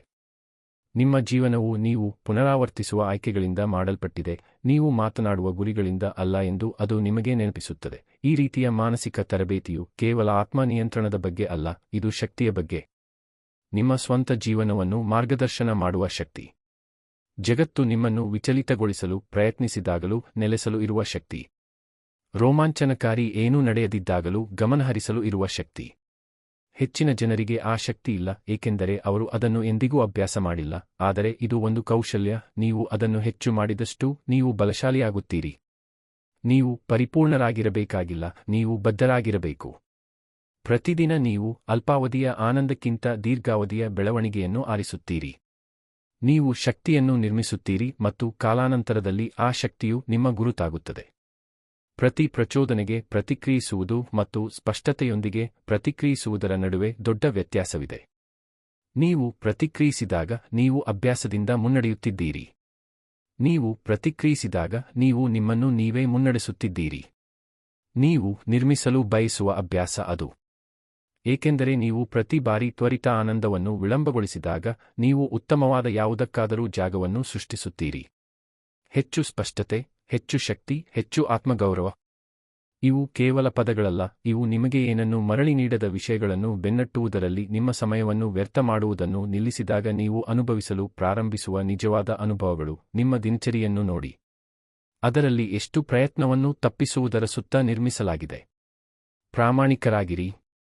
ನಿಮ್ಮ ಸಮಯ ಎಷ್ಟು ಈಗ ಒಳ್ಳೆಯದನ್ನು ಅನುಭವಿಸುವ ಆದರೆ ನಂತರ ಪಶ್ಚಾತ್ತಾಪಕ್ಕೆ ಕಾರಣವಾಗುವ ವಿಷಯಗಳಲ್ಲಿ ಹೋಗುತ್ತದೆ. ಅದೇ ಕಠಿಣ ಸತ್ಯ, ಆದರೆ ಅದೇ ಕಿಲಿಯೂ ಆಗಿದೆ, ಏಕೆಂದರೆ ಒಮ್ಮೆ ನೀವು ಆ ಮಾದರಿಗಳಿಗೆ ಹೆಸರಿಸಿದ ನಂತರ ನೀವು ಅವುಗಳನ್ನು ಬದಲಾಯಿಸಬಹುದು.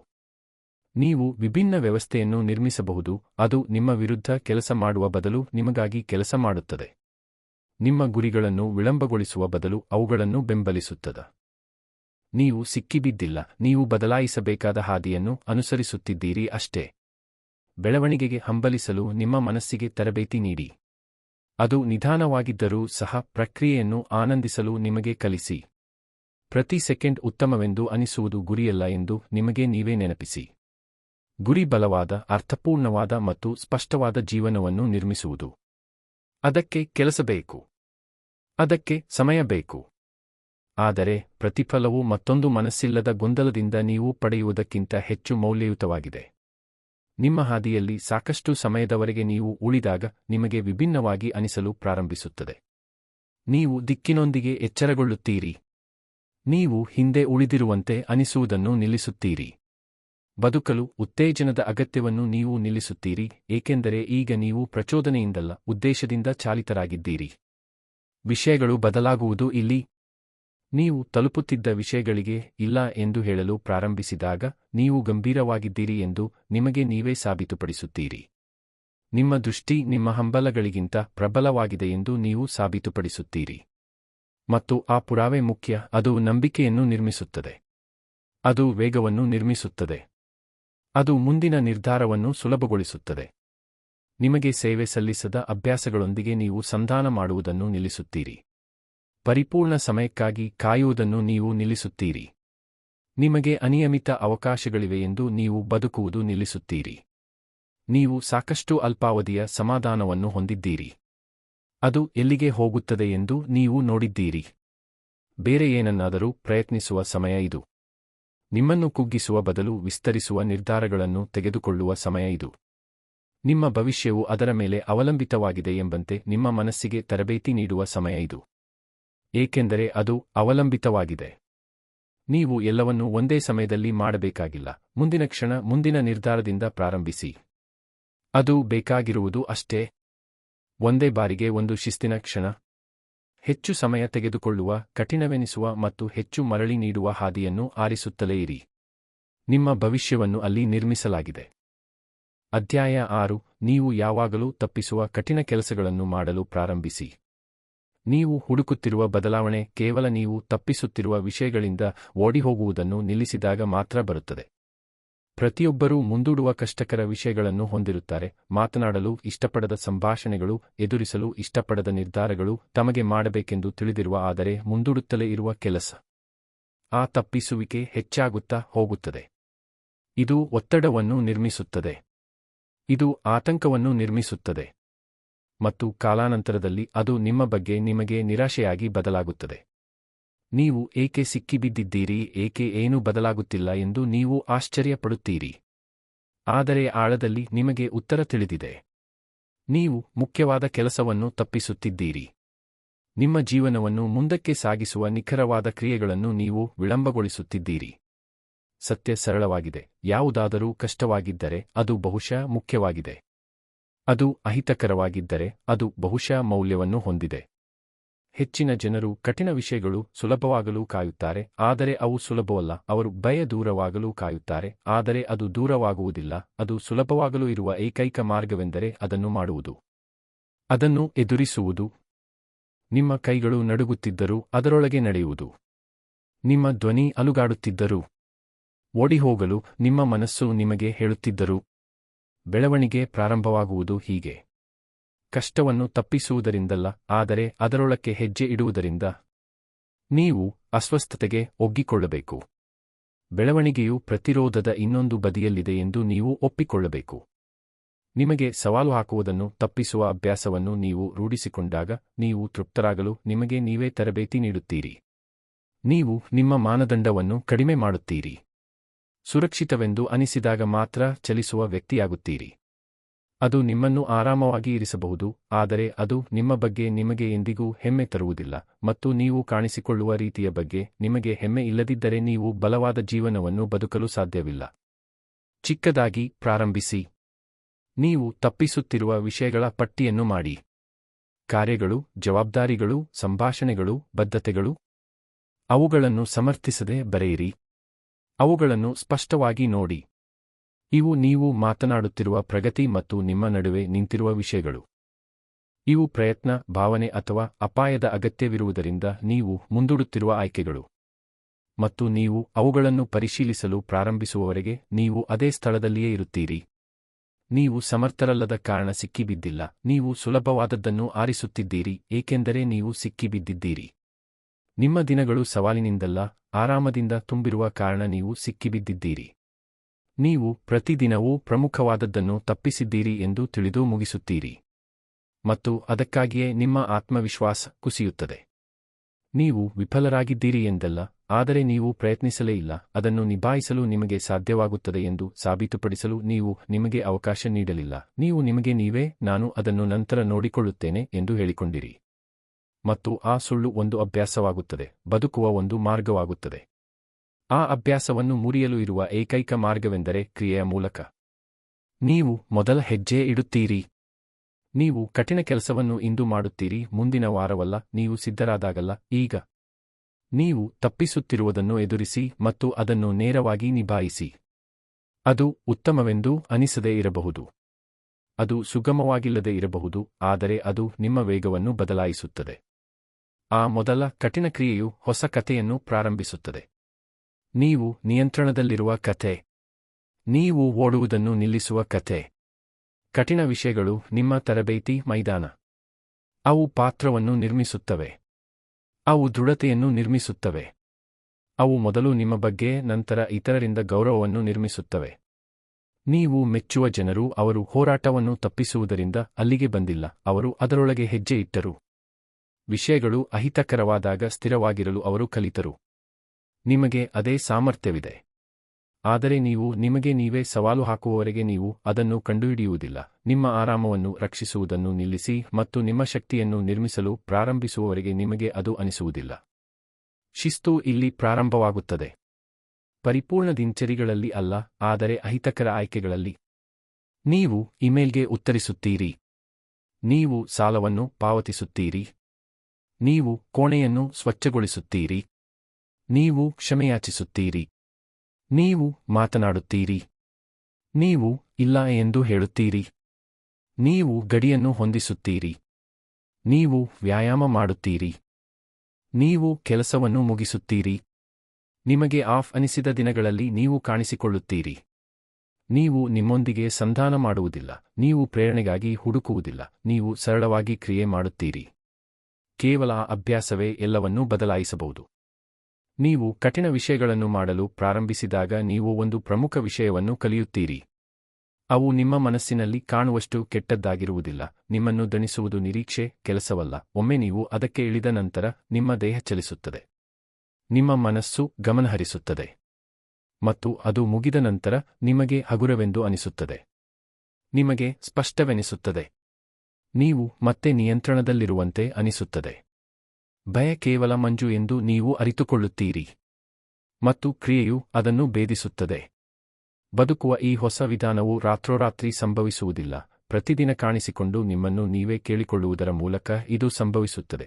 ನಾನು ಇಂದು ಏನನ್ನು ತಪ್ಪಿಸುತ್ತಿದ್ದೇನೆ ಮತ್ತು ನಂತರ ಅದನ್ನು ಮಾಡುವುದರಿಂದ ನೀವು ಜಿಮ್ನಲ್ಲಿ ಶಕ್ತಿಯನ್ನು ನಿರ್ಮಿಸುವಂತೆ ನೀವು ಆ ಸ್ನಾಯುವನ್ನು ನಿರ್ಮಿಸುತ್ತೀರಿ.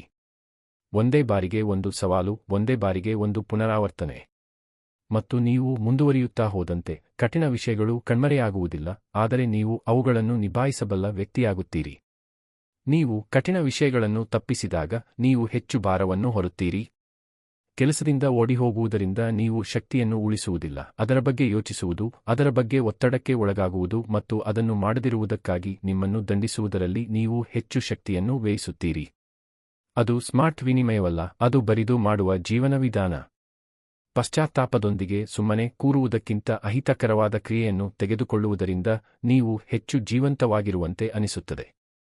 ಮುಂದಿರುವ 6 ತಿಂಗಳು ನಿಮ್ಮ ಜೀವನವನ್ನು ಬದಲಾಯಿಸಬಹುದು, ಆದರೆ ನೀವು ಮುಂದೂಡುತ್ತಿರುವುದನ್ನು ಮಾಡಲು ಪ್ರಾರಂಭಿಸಿದರೆ ಮಾತ್ರ ಬದಲಾವಣೆ ನಿಜವಾಗುವುದು. ಹೀಗೆ ಹೆಚ್ಚು ಗುರಿಗಳನ್ನು ಸೇರಿಸುವುದರಿಂದ ಅಲ್ಲ, ದೀರ್ಘವಾದ ಮಾಡಬೇಕಾದ ಪಟ್ಟಿಯನ್ನು ಬರೆಯುವುದರಿಂದ ಅಲ್ಲ, ಆದರೆ ಈಗಾಗಲೇ ನಿಮ್ಮ ಮುಂದೆ ಇರುವುದನ್ನು ಎದುರಿಸುವುದರಿಂದ ನಂತರ ಮಾಡುತ್ತೇನೆ ಎಂದು ನೀವು ಹೇಳುತ್ತಲೇ ಇರುವ ವಿಷಯ.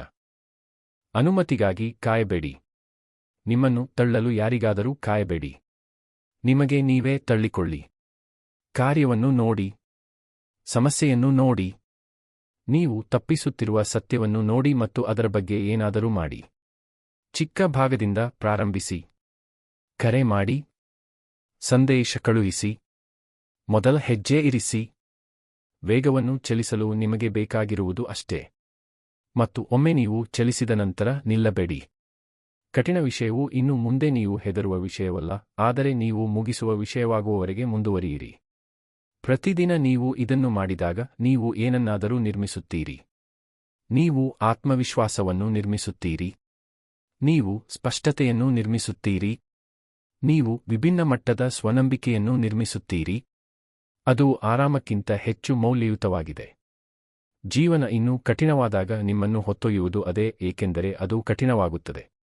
ಆದರೆ ಅಲ್ಲಿಗೆ ತಲುಪುವಷ್ಟರಲ್ಲಿ ನೀವು ಬಲಶಾಲಿಯಾಗಿರುತ್ತೀರಿ. ನೀವು ಸಿದ್ಧರಾಗಿರುತ್ತೀರಿ. ತಪ್ಪಿಸುವಿಕೆಯಲ್ಲಿ ಬೆಳವಣಿಗೆ ಇಲ್ಲ, ಮುಂದೂಡುವಿಕೆಯಲ್ಲಿ ಶಾಂತಿ ಇಲ್ಲ, ಮತ್ತು ಚಿಕ್ಕದಾಗಿ ಆಡುವುದರಲ್ಲಿ ಹೆಮ್ಮೆ ಇಲ್ಲ. ಏನು ಮಾಡಬೇಕೋ ಅದನ್ನು ಮಾಡಿ, ಅದು ಕಷ್ಟವಾಗಿದ್ದರೂ ಸಹ, ವಿಶೇಷವಾಗಿ ಅದು ಕಷ್ಟವಾಗಿದ್ದರೆ.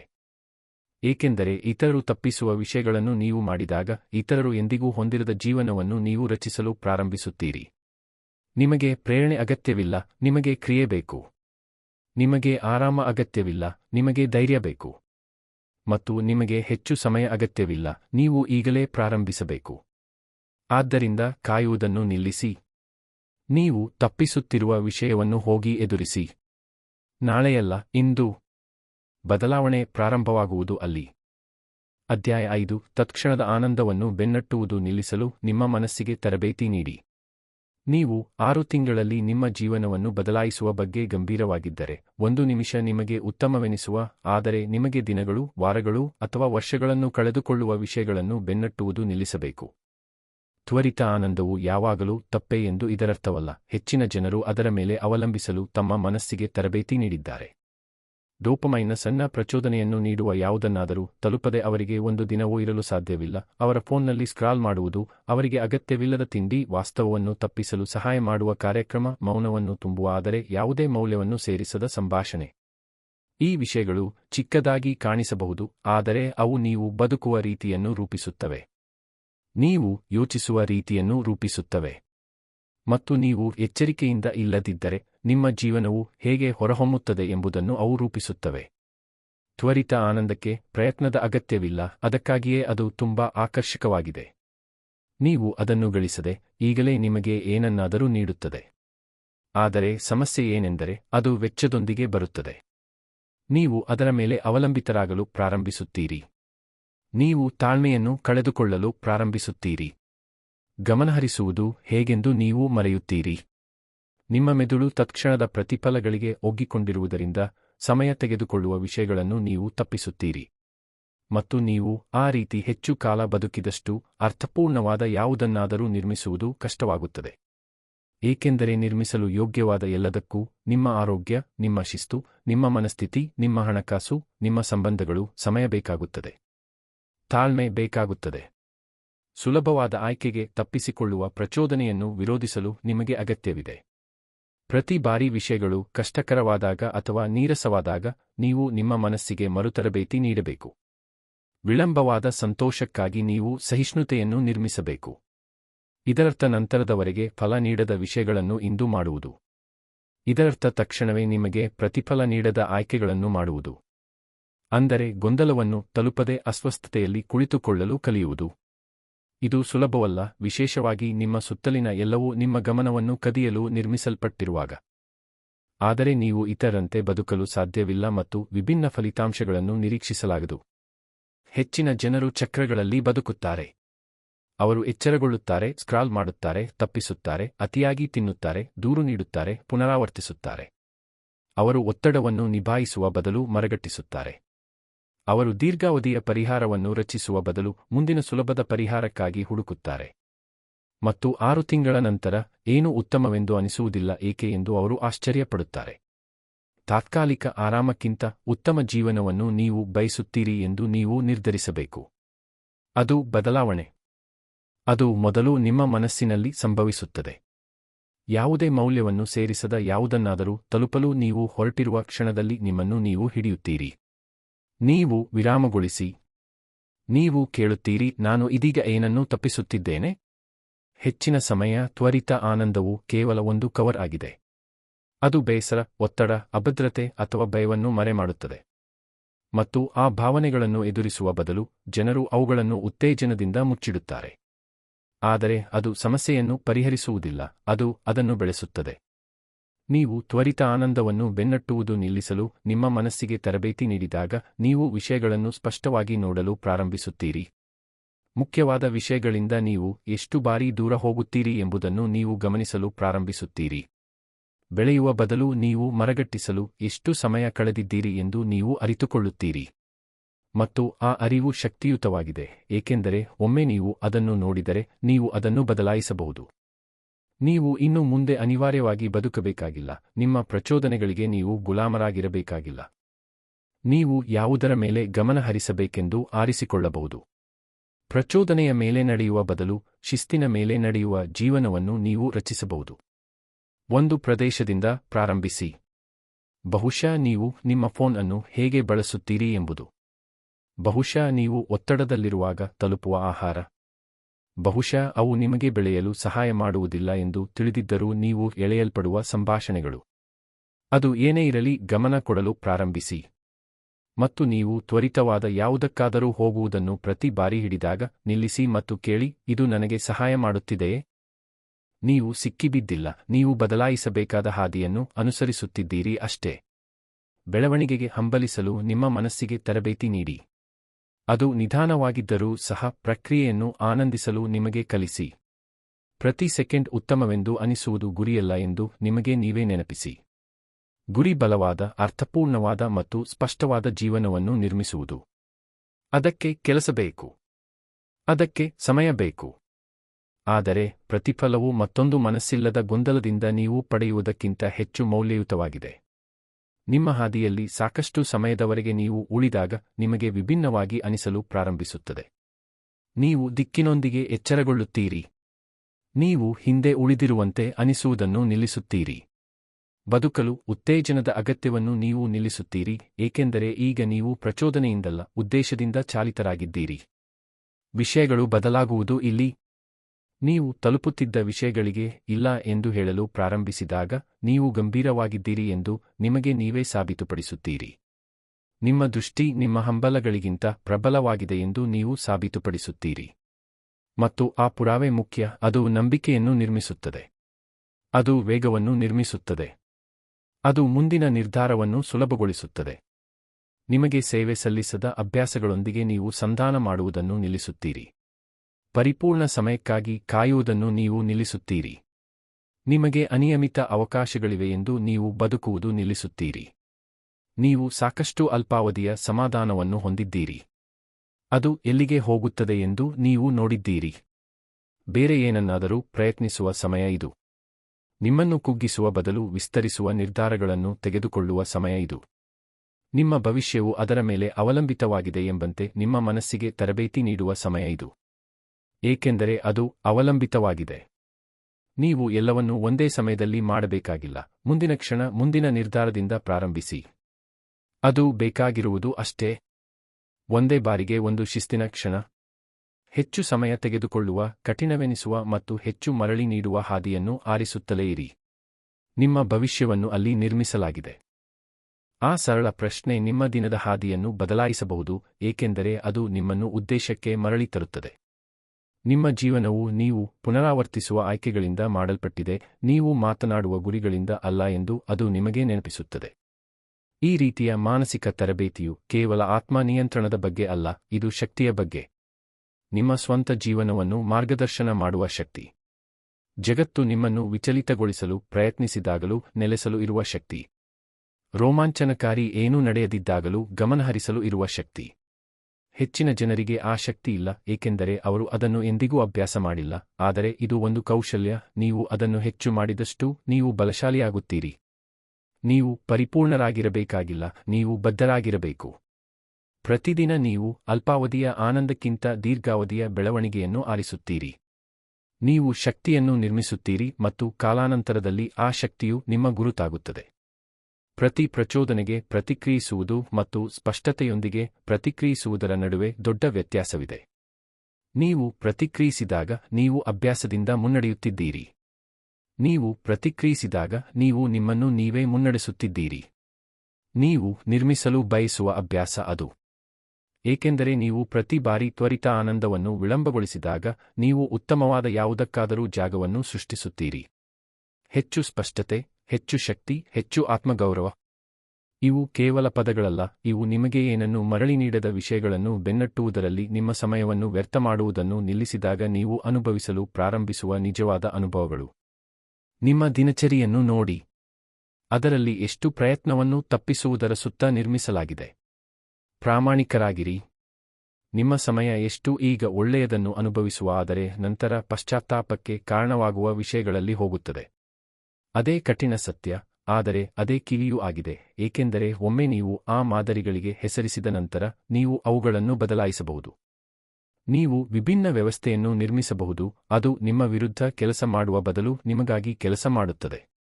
ನಿಮ್ಮ ಗುರಿಗಳನ್ನು ವಿಳಂಬಗೊಳಿಸುವ ಬದಲು ಅವುಗಳನ್ನು ಬೆಂಬಲಿಸುತ್ತದೆ. ಅಧ್ಯಾಯ 6. ನೀವು ಯಾವಾಗಲೂ ತಪ್ಪಿಸುವ ಕಠಿಣ ಕೆಲಸಗಳನ್ನು ಮಾಡಲು ಪ್ರಾರಂಭಿಸಿ. ನೀವು ಹುಡುಕುತ್ತಿರುವ ಬದಲಾವಣೆ ಕೇವಲ ನೀವು ತಪ್ಪಿಸುತ್ತಿರುವ ವಿಷಯಗಳಿಂದ ಓಡಿಹೋಗುವುದನ್ನು ನಿಲ್ಲಿಸಿದಾಗ ಮಾತ್ರ ಬರುತ್ತದೆ. ಪ್ರತಿಯೊಬ್ಬರೂ ಮುಂದೂಡುವ ಕಷ್ಟಕರ ವಿಷಯಗಳನ್ನು ಹೊಂದಿರುತ್ತಾರೆ. ಮಾತನಾಡಲು ಇಷ್ಟಪಡದ ಸಂಭಾಷಣೆಗಳು, ಎದುರಿಸಲು ಇಷ್ಟಪಡದ ನಿರ್ಧಾರಗಳು, ತಮಗೆ ಮಾಡಬೇಕೆಂದು ತಿಳಿದಿರುವ ಆದರೆ ಮುಂದೂಡುತ್ತಲೇ ಇರುವ ಕೆಲಸ. ಆ ತಪ್ಪಿಸುವಿಕೆ ಹೆಚ್ಚಾಗುತ್ತಾ ಹೋಗುತ್ತದೆ. ಇದು ಒತ್ತಡವನ್ನು ನಿರ್ಮಿಸುತ್ತದೆ. ಇದು ಆತಂಕವನ್ನು ನಿರ್ಮಿಸುತ್ತದೆ. ಮತ್ತು ಕಾಲಾನಂತರದಲ್ಲಿ ಅದು ನಿಮ್ಮ ಬಗ್ಗೆ ನಿಮಗೆ ನಿರಾಶೆಯಾಗಿ ಬದಲಾಗುತ್ತದೆ. ನೀವು ಏಕೆ ಸಿಕ್ಕಿಬಿದ್ದಿದ್ದೀರಿ, ಏಕೆ ಏನೂ ಬದಲಾಗುತ್ತಿಲ್ಲ ಎಂದು ನೀವು ಆಶ್ಚರ್ಯಪಡುತ್ತೀರಿ. ಆದರೆ ಆಳದಲ್ಲಿ ನಿಮಗೆ ಉತ್ತರ ತಿಳಿದಿದೆ. ನೀವು ಮುಖ್ಯವಾದ ಕೆಲಸವನ್ನು ತಪ್ಪಿಸುತ್ತಿದ್ದೀರಿ. ನಿಮ್ಮ ಜೀವನವನ್ನು ಮುಂದಕ್ಕೆ ಸಾಗಿಸುವ ನಿಖರವಾದ ಕ್ರಿಯೆಗಳನ್ನು ನೀವು ವಿಳಂಬಗೊಳಿಸುತ್ತಿದ್ದೀರಿ. ಸತ್ಯ ಸರಳವಾಗಿದೆ. ಯಾವುದಾದರೂ ಕಷ್ಟವಾಗಿದ್ದರೆ ಅದು ಬಹುಶಃ ಮುಖ್ಯವಾಗಿದೆ. ಅದು ಅಹಿತಕರವಾಗಿದ್ದರೆ ಅದು ಬಹುಶಃ ಮೌಲ್ಯವನ್ನು ಹೊಂದಿದೆ.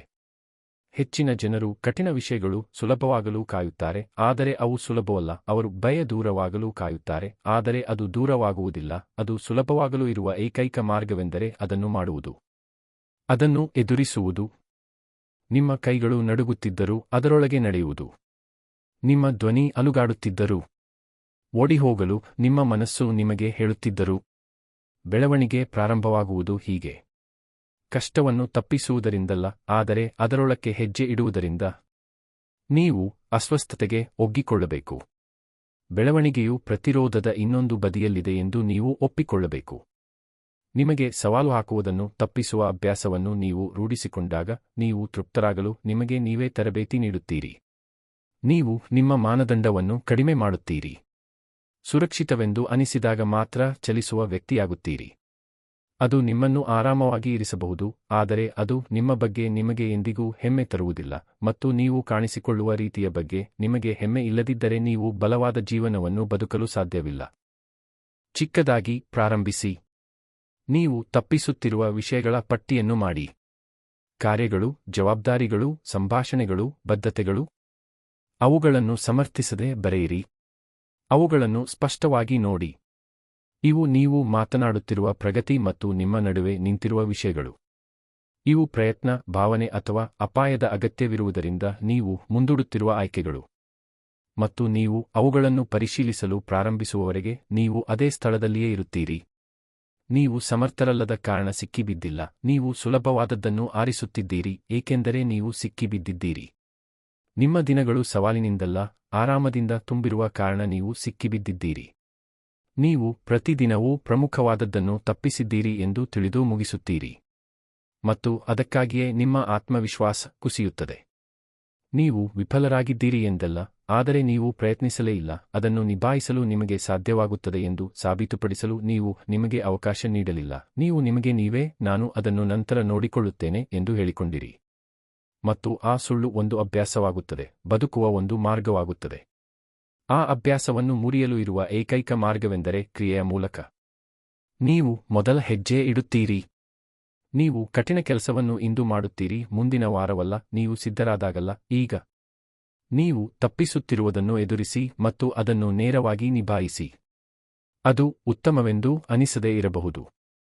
ಅದು ಸುಗಮವಾಗಿಲ್ಲದೆ ಇರಬಹುದು, ಆದರೆ ಅದು ನಿಮ್ಮ ವೇಗವನ್ನು ಬದಲಾಯಿಸುತ್ತದೆ. ಆ ಮೊದಲ ಕಠಿಣ ಕ್ರಿಯೆಯು ಹೊಸ ಕಥೆಯನ್ನು ಪ್ರಾರಂಭಿಸುತ್ತದೆ. ನೀವು ನಿಯಂತ್ರಣದಲ್ಲಿರುವ ಕಥೆ.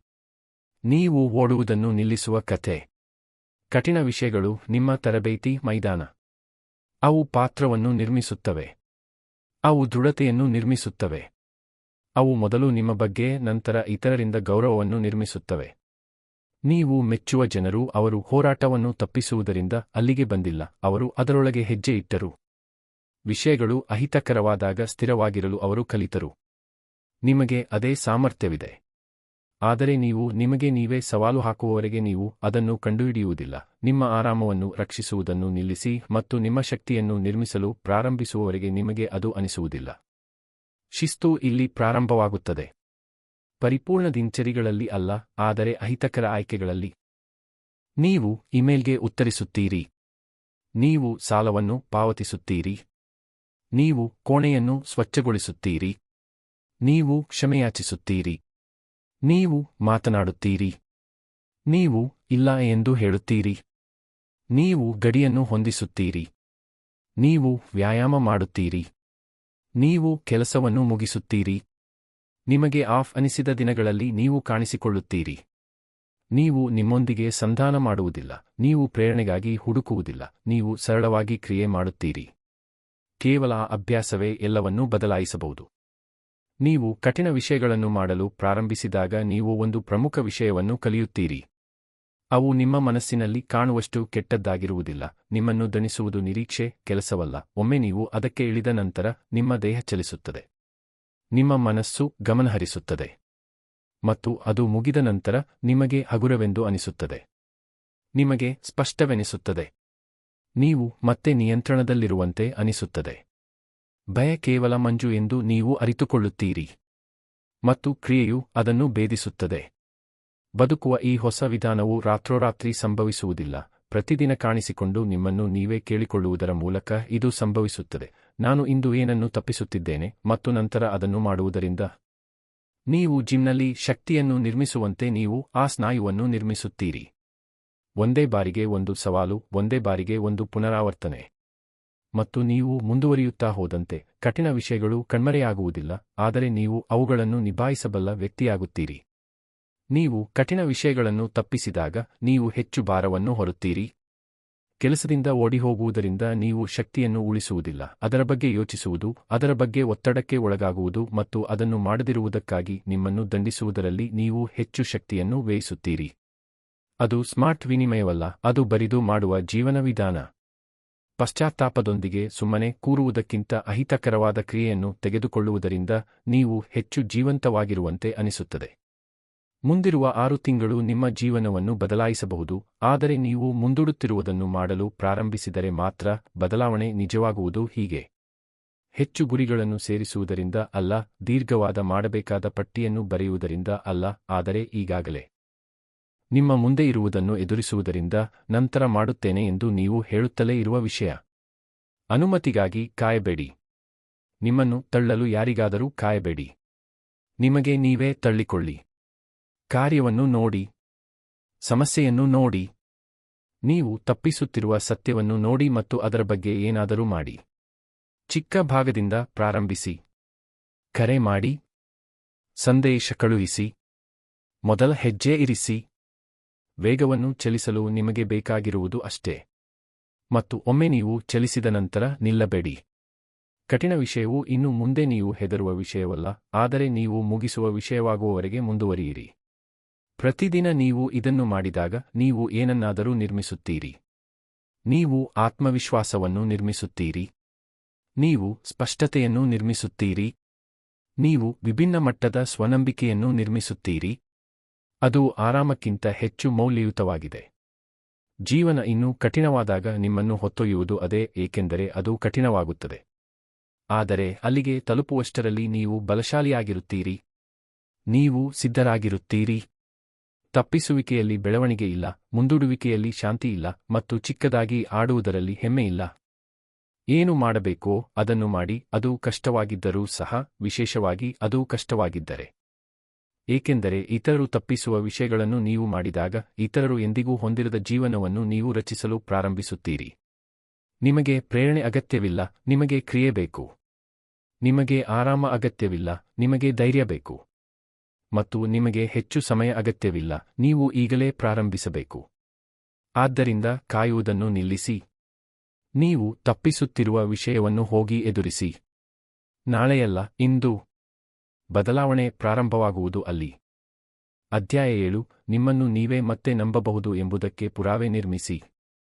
ನಿಮ್ಮನ್ನು ನೀವೇ ನಂಬುವುದನ್ನು ನಿಲ್ಲಿಸಿದಾಗ ಒಂದು ಮೌನವಾದ ನೋವು ಹೆಚ್ಚಾಗುತ್ತದೆ. ನೀವು ಅದನ್ನು ಮೊದಲಿಗೆ ಯಾವಾಗಲೂ ಗಮನಿಸುವುದಿಲ್ಲ. ನೀವು ಏನನ್ನಾದರೂ ಮಾಡುತ್ತೇನೆ ಎಂದು ಹೇಳಿ, ನಂತರ ಅದನ್ನು ಪೂರ್ಣಗೊಳಿಸದಿದ್ದಾಗ ಅದು ಪ್ರಾರಂಭವಾಗುತ್ತದೆ. ಬೇಗ ಏಳುತ್ತೇನೆ ಎಂದು ನಿಮಗೆ ನೀವೇ ಭರವಸೆ ನೀಡಿ, ಆದರೆ ಮತ್ತೆ ಸ್ನೂಜ್ ಒತ್ತಿದಾಗ.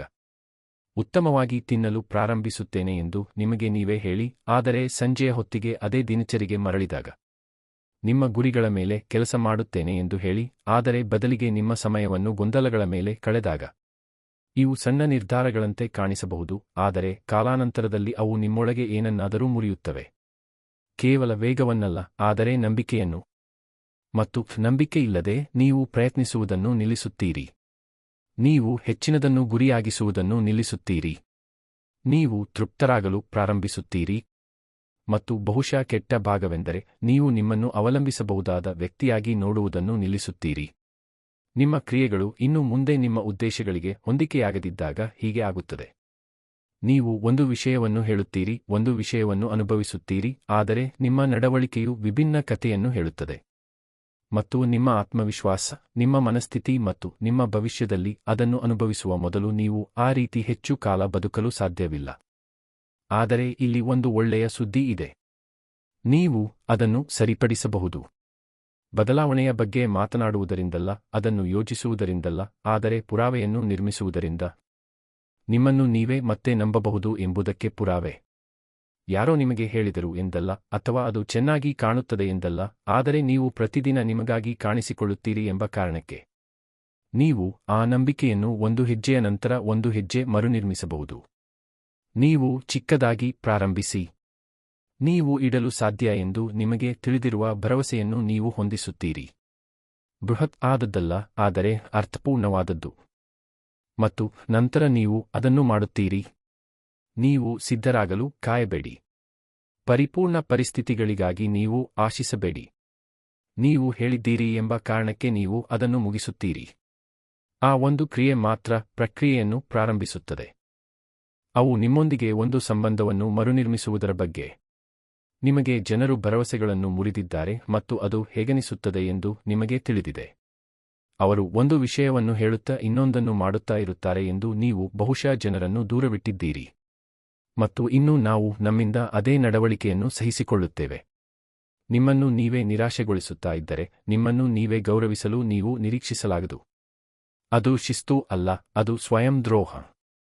ಮತ್ತು ನೀವು ಆ ರೀತಿ ಹೆಚ್ಚು ಕಾಲ ಬದುಕಿದಷ್ಟೂ ನೀವು ನಿಜವಾದ ಬದಲಾವಣೆಗೆ ಸಮರ್ಥರು ಎಂದು ನಂಬುವುದು ಕಷ್ಟವಾಗುತ್ತದೆ. ಆದರೆ ನೀವು ನೆಪಗಳನ್ನು ಮಾಡುವುದನ್ನು ನಿಲ್ಲಿಸಿ ಸ್ಥಿರತೆಯೊಂದಿಗೆ ಕಾಣಿಸಿಕೊಳ್ಳಲು ಪ್ರಾರಂಭಿಸಿದ ಕ್ಷಣ ಆ ಕಥನವು ಕುಸಿಯಲು ಪ್ರಾರಂಭಿಸುತ್ತದೆ. ಮತ್ತು ಹೌದು, ನೀವು ಜಾರಿಬೀಳುವ ಕ್ಷಣಗಳು ಇರುತ್ತವೆ. ನೀವು ಒಂದು ದಿನ ತಪ್ಪಿಸಿಕೊಳ್ಳುತ್ತೀರಿ. ನೀವು ಕಡಿಮೆ ಬೀಳುತ್ತೀರಿ. ನೀವು ಮತ್ತೆ ಪ್ರಾರಂಭಿಸಲು ಬಯಸುತ್ತೀರಿ. ಅದು ಅದರ ಭಾಗ. ಆದರೆ ಆ ಕ್ಷಣಗಳಲ್ಲಿ ಸಹ ನೀವು ಹಳೆಯ ಮಾದರಿಗೆ ಮರಳಬೇಕಾಗಿಲ್ಲ. ಹೊಸ ವಾರ ಅಥವಾ ಹೊಸ ತಿಂಗಳಿಗಾಗಿ ನೀವು ಕಾಯಬೇಕಾಗಿಲ್ಲ. ನೀವು ತಕ್ಷಣ ಟ್ರ್ಯಾಕ್ಗೆ ಮರಳುತ್ತೀರಿ. ಏನಾದರೂ ಪರಿಪೂರ್ಣವಾಗಿ ನಡೆಯದಿದ್ದಾಗಲೆಲ್ಲ ನೀವು ಸುರುಳಿಯಾಗಬೇಕಾಗಿಲ್ಲ ಎಂದು ನಿಮಗೆ ನೀವೇ ಸಾಬೀತುಪಡಿಸುವುದು ಹೀಗೆ. ನೀವು ಮತ್ತೆ ಪ್ರಾರಂಭಿಸುತ್ತಿಲ್ಲ, ನೀವು ಮುಂದುವರಿಯುತ್ತಿದ್ದೀರಿ. ಬೆಳೆಯುವ ಜನರು ಮತ್ತು ಅದೇ ವರ್ಷವನ್ನು ಮತ್ತೆ ಮತ್ತೆ ಪುನರಾವರ್ತಿಸುವ ಜನರ ನಡುವಿನ ವ್ಯತ್ಯಾಸ ಅದು. ಬೆಳೆಯುವವರಿಗೆ ಸಹ ಹಿನ್ನಡೆಗಳಿವೆ, ಆದರೆ ಅವರು ಮುಂದುವರಿಯುತ್ತಾರೆ. ಮತ್ತು ನೀವು ಹೆಚ್ಚು ಮುಂದುವರಿದಷ್ಟೂ ನೀವು ಹೆಚ್ಚು ನಂಬಿಕೆಯನ್ನು ನಿರ್ಮಿಸುತ್ತೀರಿ.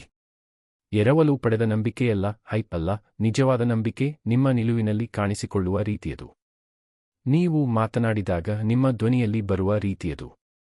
ನೀವು ಹಿಂದೆ ಕಷ್ಟವನ್ನು ಎದುರಿಸಿದ್ದೀರಿ ಮತ್ತು ಓಡಲಿಲ್ಲ ಎಂದು ನಿಮಗೆ ತಿಳಿದಿರುವ ಕಾರಣ ನೀವು ಶಾಂತವಾದ ನಿಶ್ಚಿತತೆಯೊಂದಿಗೆ ಸವಾಲುಗಳಿಗೆ ನಡೆಯುವಂತೆ ಮಾಡುವ ರೀತಿಯದು. ಈ ರೀತಿಯ ಪುರಾವೆಗೆ ಸಮಯ ಬೇಕು. ಇದು ತತ್ಕ್ಷಣದಲ್ಲ, ಆದರೆ ಅದು ಸಂಯೋಜನೆಯಾಗುತ್ತದೆ. ಪೂರ್ಣಗೊಳಿಸುವಿಕೆಯ ಪ್ರತಿಕ್ರಿಯೆಯೊಂದಿಗೆ ಅದು ಬಲಗೊಳ್ಳುತ್ತದೆ. ಮತ್ತು ಕಾಲಾನಂತರದಲ್ಲಿ ನಿಮ್ಮ ಸಾಮರ್ಥ್ಯವನ್ನು ನಂಬಲು ನಿಮಗೆ ನೀವೇ ಮನವರಿಕೆ ಮಾಡಬೇಕಾಗಿಲ್ಲ. ನಿಮ್ಮ ನಡವಳಿಕೆಯು ಅದನ್ನು ಪ್ರತಿಬಿಂಬಿಸುತ್ತದೆ, ಏಕೆಂದರೆ ನೀವು ಈಗಾಗಲೇ ಅದನ್ನು ನಂಬುತ್ತೀರಿ. ನೀವು ಕೆಲಸ ಮಾಡುತ್ತಿರುವ ಗುರಿ ಅದು. ನೀವು ಇನ್ನು ಮುಂದೆ ಪ್ರಶ್ನಿಸದ ನಿಮ್ಮ ಆವೃತ್ತಿ. ನಿಮ್ಮ ಈ ಆವೃತ್ತಿಯು ಪ್ರಚೋದನೆಯ ಮೇಲೆ ಅವಲಂಬಿತವಾಗಿಲ್ಲ. ಇದಕ್ಕೆ ಅನುಮತಿ ಅಗತ್ಯವಿಲ್ಲ. ಇದು ನೆಪಗಳನ್ನು ಮಾಡುವುದಿಲ್ಲ. ಇದು ಕಾಣಿಸಿಕೊಳ್ಳುತ್ತದೆ. ಇದು ಹೊಂದಿಕೊಳ್ಳುತ್ತದೆ. ಇದು ಬೆಳೆಯುತ್ತದೆ. ಇದು ಭರವಸೆಗಳನ್ನು ಉಳಿಸಿಕೊಳ್ಳುತ್ತದೆ. ನೀವು ಆಗುತ್ತಿರುವವರು ಇವರೇ. ಮಾತಿನ ಮೂಲಕವಲ್ಲ, ಕೆಲಸದ ಮೂಲಕ, ಕ್ರಿಯೆಯ ಮೂಲಕ, ನೀವು ನಂಬುವ ವ್ಯಕ್ತಿಯಾಗಲು ನೀವು ಸಮರ್ಥರು ಎಂಬುದಕ್ಕೆ ದೈನಂದಿನ ಪುರಾವೆಯ ಮೂಲಕ. ನಿಮ್ಮ ಮೇಲೆ ನೀವು ಅವಲಂಬಿಸಬಹುದು ಎಂದು ತಿಳಿಯುವುದರಿಂದ ಬರುವ ಒಂದು ಶಕ್ತಿಯುತ ಭಾವನೆ ಇದೆ.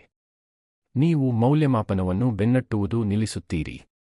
ಬೇರೆಯವರಿಗೆ ಏನನ್ನಾದರೂ ಸಾಬೀತುಪಡಿಸಲು ಪ್ರಯತ್ನಿಸುವುದನ್ನು ನೀವು ನಿಲ್ಲಿಸುತ್ತೀರಿ. ನೀವು ಶಾಂತಿಯಿಂದ ಬದುಕುತ್ತೀರಿ, ಏಕೆಂದರೆ ನೀವು ಯಾರು ಮತ್ತು ನೀವು ಹೇಗೆ ಕಾಣಿಸಿಕೊಳ್ಳುತ್ತೀರಿ ಎಂಬುದರ ಬಗ್ಗೆ ನಿಮಗೆ ಸತ್ಯ ತಿಳಿದಿದೆ. ಮತ್ತು ಆ ರೀತಿಯ ಶಕ್ತಿಯೊಂದಿಗೆ ನೀವು ಚಲಿಸಿದಾಗ ಜಗತ್ತು ವಿಭಿನ್ನವಾಗಿ ಅನಿಸುತ್ತದೆ. ಆದ್ದರಿಂದ ನಿಮ್ಮ ಬಗ್ಗೆ ನೀವು ನಂಬಿಕೆಯನ್ನು ಕಳೆದುಕೊಂಡಿದ್ದರೆ ಅದರ ಬಗ್ಗೆ ತಪ್ಪಿತಸ್ಥರೆಂದು ಭಾವಿಸಿ ಸಮಯವನ್ನು ವ್ಯರ್ಥ ಮಾಡಬೇಡಿ. ಇಂದು ಅದರ ಬಗ್ಗೆ ಏನಾದರೂ ಮಾಡಲು ಪ್ರಾರಂಭಿಸಿ. ಹೆಚ್ಚು ಭರವಸೆಗಳನ್ನು ನೀಡುವುದರಿಂದಲ್ಲ, ಆದರೆ ಈಗಾಗಲೇ ನಿಮ್ಮ ಮುಂದೆ ಇರುವ ಭರವಸೆಗಳನ್ನು ಉಳಿಸಿಕೊಳ್ಳುವುದರಿಂದ. ಒಂದನ್ನು ಆರಿಸಿ, ಅದನ್ನು ಉಳಿಸಿಕೊಳ್ಳಿ, ನಂತರ ಅದನ್ನು ಮತ್ತೆ ಮಾಡಿ. ಆ ಗೆಲುವುಗಳನ್ನು ಜೋಡಿಸಿ. ನಿಮ್ಮದೇ ಸಾಕ್ಷ್ಯವನ್ನು ರಚಿಸಿ. ಮತ್ತು ಆ ಸಾಕ್ಷ್ಯವು ನೀವು ನಿಲ್ಲಬಹುದಾದ ಅಡಿಪಾಯವನ್ನು ನಿರ್ಮಿಸಲಿ. 6 ತಿಂಗಳಲ್ಲಿ ನೀವು ಬದಲಾಗುವುದು ಹೀಗೆ. ಪರಿಪೂರ್ಣರಾಗಿರುವುದರಿಂದಲ್ಲ, ಎಲ್ಲಾ ಉತ್ತರಗಳನ್ನು ಹೊಂದಿರುವುದರಿಂದಲ್ಲ, ಆದರೆ ಅವರ ಮಾತುಗಳಿಗೆ ಅವರ ಕ್ರಿಯೆಗಳು ಹೊಂದಿಕೆಯಾಗುವ ವ್ಯಕ್ತಿಯಾಗುವುದರ ಮೂಲಕ. ಇನ್ನು ಮುಂದೆ ತಮ್ಮದೇ ನಂಬಿಕೆಯನ್ನು ಮುರಿಯದ ವ್ಯಕ್ತಿ. ನೆಪಗಳಿಗಿಂತ ಮೇಲೆ ಏರಿ ತಮ್ಮನ್ನು ಮುನ್ನಡೆಸುವ ವ್ಯಕ್ತಿ. ನಿಮ್ಮ ಆ ಆವೃತ್ತಿ ಕಾಯುತ್ತಿದೆ. ಈಗ ಅದನ್ನು ಗಳಿಸುವ ಸಮಯ. ಅಧ್ಯಾಯ 8. ನಿಮ್ಮ ಸುಧಾರಣೆಯ ಚಾಲನೆಯನ್ನು ಬರಿದು ಮಾಡುವ ಜನರನ್ನು ತೆಗೆದುಹಾಕಿ. ನಿಮ್ಮ ಜೀವನದಲ್ಲಿ ನೀವು ತೆಗೆದುಕೊಳ್ಳುವ ಅತ್ಯಂತ ಮುಖ್ಯವಾದ ನಿರ್ಧಾರಗಳಲ್ಲಿ ಒಂದು ನಿಮ್ಮ ಜಾಗಕ್ಕೆ ಯಾರನ್ನು ಅನುಮತಿಸುತ್ತೀರಿ ಎಂಬುದು. ಎಲ್ಲರೂ ನಿಮ್ಮ ಟೇಬಲ್ನಲ್ಲಿ ಆಸನಕ್ಕೆ ಅರ್ಹರಲ್ಲ. ನಗುವ ಎಲ್ಲರೂ ನಿಮ್ಮ ಪರವಾಗಿಲ್ಲ. ಕೆಲವು ಜನರು ನಿಮಗೆ ಬೆಂಬಲ ನೀಡಲು ಬರುವುದಿಲ್ಲ. ಕೆಲವರು ನಿಮ್ಮನ್ನು ವಿಚಲಿತಗೊಳಿಸಲು, ನಿಮ್ಮನ್ನು ಬರಿದು ಮಾಡಲು, ನೀವು ಇರುವ ಸ್ಥಳದಲ್ಲಿಯೇ ಇರಿಸಲು ಬರುತ್ತಾರೆ.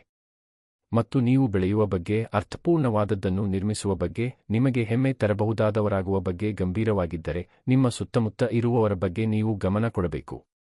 ಸತ್ಯವೇನೆಂದರೆ, ಎಲ್ಲಾ ಸಂಬಂಧಗಳು ಆರೋಗ್ಯಕರವಾಗಿರುವುದಿಲ್ಲ. ಕೆಲವು ಬೆಳವಣಿಗೆಯ ಮೇಲೆ ಅಲ್ಲ, ಆರಾಮದ ಮೇಲೆ ನಿರ್ಮಿಸಲ್ಪಟ್ಟಿರುತ್ತವೆ. ಕೆಲವು ಹೊಂದಾಣಿಕೆಯ ಮೇಲೆ ಅಲ್ಲ, ಇತಿಹಾಸದ ಮೇಲೆ ನಿರ್ಮಿಸಲ್ಪಟ್ಟಿರುತ್ತವೆ. ಮತ್ತು ಬದಲಾಯಿಸಲು ಇಷ್ಟಪಡದ, ಹೆಚ್ಚು ಬಯಸದ, ನಿಮ್ಮ ಶಿಸ್ತಿಗೆ ನಗುವ, ನಿಮ್ಮ ಗುರಿಗಳಿಗೆ ಕಣ್ಣು ತಿರುಗಿಸುವ ಜನರೊಂದಿಗೆ ನೀವು ನಿಮ್ಮ ಸುತ್ತಮುತ್ತ ಇರುತ್ತಿದ್ದರೆ, ಅಂತಿಮವಾಗಿ ನೀವು ಅವರ ವಾಸ್ತವತೆಯ ಆವೃತ್ತಿಗೆ ಹೊಂದಿಕೊಳ್ಳಲು ಕುಗ್ಗಲು ಪ್ರಾರಂಭಿಸುತ್ತೀರಿ. ಮತ್ತು ಇದು ಸರಿ ಎಂದು ನಿಮಗೆ ನೀವೇ ಹೇಳಿಕೊಳ್ಳುತ್ತೀರಿ. ನೀವು ನಿಷ್ಠರಾಗಿರುತ್ತೀರಿ, ನೀವು ತಾಳ್ಮೆಯಿಂದಿದ್ದೀರಿ, ಯಾರ ಭಾವನೆಗಳಿಗೂ ನೋವುಂಟು ಮಾಡಲು ಬಯಸುವುದಿಲ್ಲ ಎಂದು ನೀವು ಹೇಳುತ್ತೀರಿ, ಆದರೆ ಈ ಪ್ರಕ್ರಿಯೆಯಲ್ಲಿ ನಿಮ್ಮ ಚುರುಕನ್ನು ನೀವು ನಿಧಾನವಾಗಿ ಕಳೆದುಕೊಳ್ಳುತ್ತೀರಿ. ನಿಮ್ಮ ಮಹತ್ವಾಕಾಂಕ್ಷೆಯನ್ನು ನೀವು ಕಳೆದುಕೊಳ್ಳುತ್ತೀರಿ. ನಿಮ್ಮ ಉತ್ಸಾಹವನ್ನು ನೀವು ಕಳೆದುಕೊಳ್ಳುತ್ತೀರಿ. ನಿಮಗೆ ಬೇಕಾದ ರೀತಿಯಲ್ಲಿ ಕಾಣಿಸಿಕೊಳ್ಳುವುದನ್ನು ನೀವು ನಿಲ್ಲಿಸುತ್ತೀರಿ. ನೀವು ನಿಮ್ಮ ಮನಸ್ಸನ್ನು ರಕ್ಷಿಸಬೇಕು, ಏಕೆಂದರೆ ಬೆಳವಣಿಗೆಗೆ ಶಕ್ತಿ ಬೇಕು. ಅದಕ್ಕೆ ಸ್ಪಷ್ಟತೆ ಬೇಕು. ಅದಕ್ಕೆ ಸ್ಥಿರತೆ ಬೇಕು.